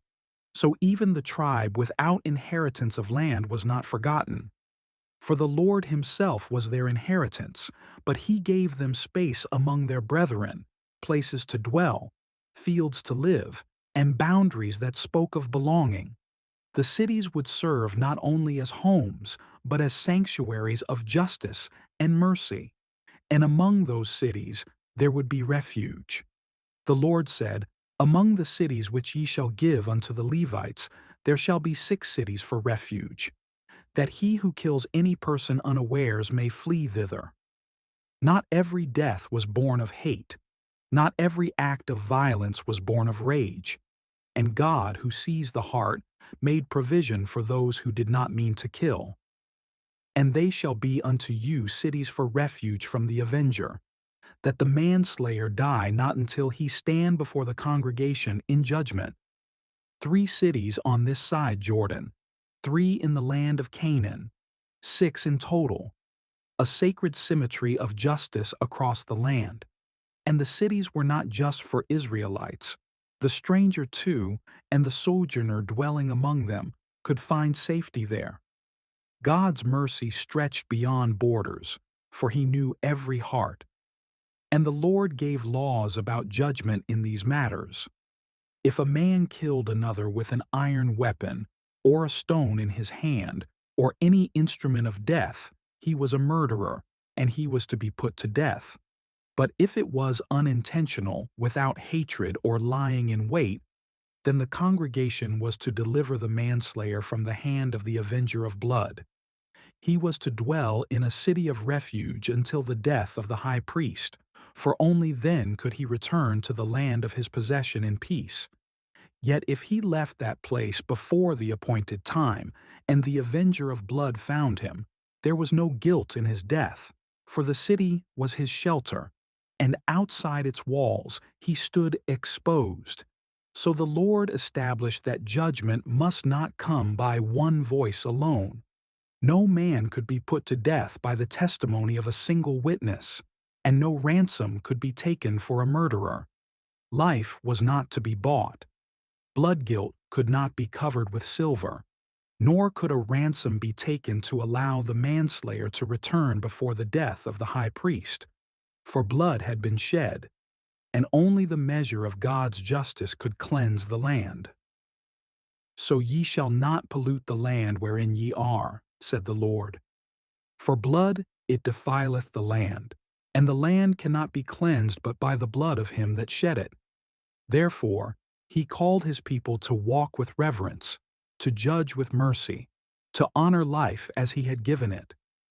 Defile not therefore the land which ye shall inhabit, wherein I dwell, for I the Lord dwell among the children of Israel. And with those words, the cities of refuge became more than geography. They became symbols of divine justice and undeserved mercy, a shadow of a greater refuge to come, where hearts would be cleansed, not with blood of vengeance, but by grace poured out from heaven. Then came near the chief fathers of the families of the children of Gilead's sons of Machir, the son of Manasseh, from the families of the sons of Joseph.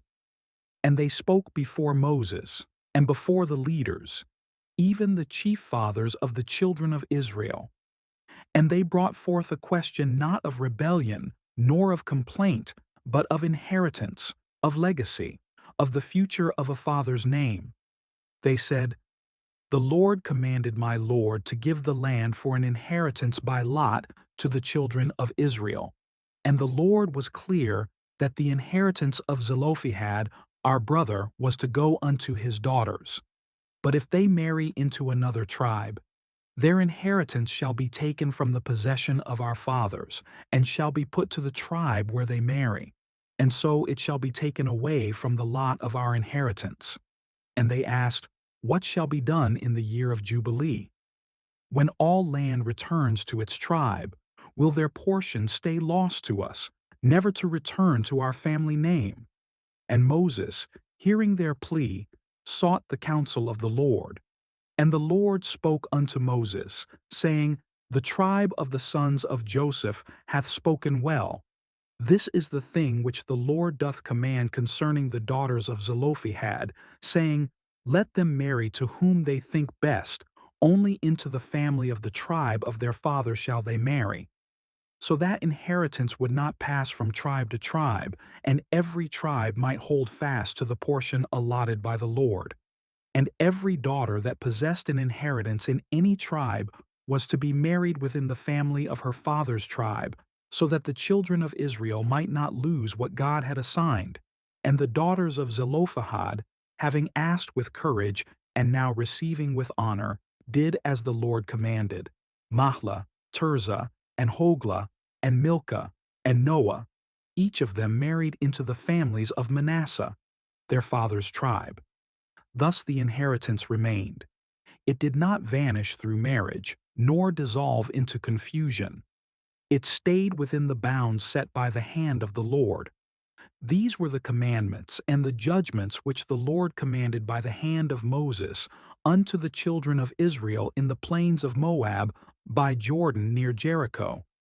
And so the book closes, not in battle, nor in wandering, but in careful instruction, in sacred order.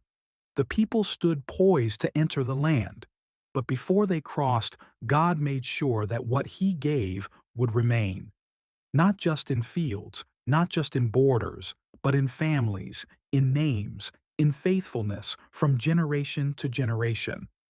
Because the promise was not merely about possession, it was about belonging. And the Lord, their God, would dwell among them forever.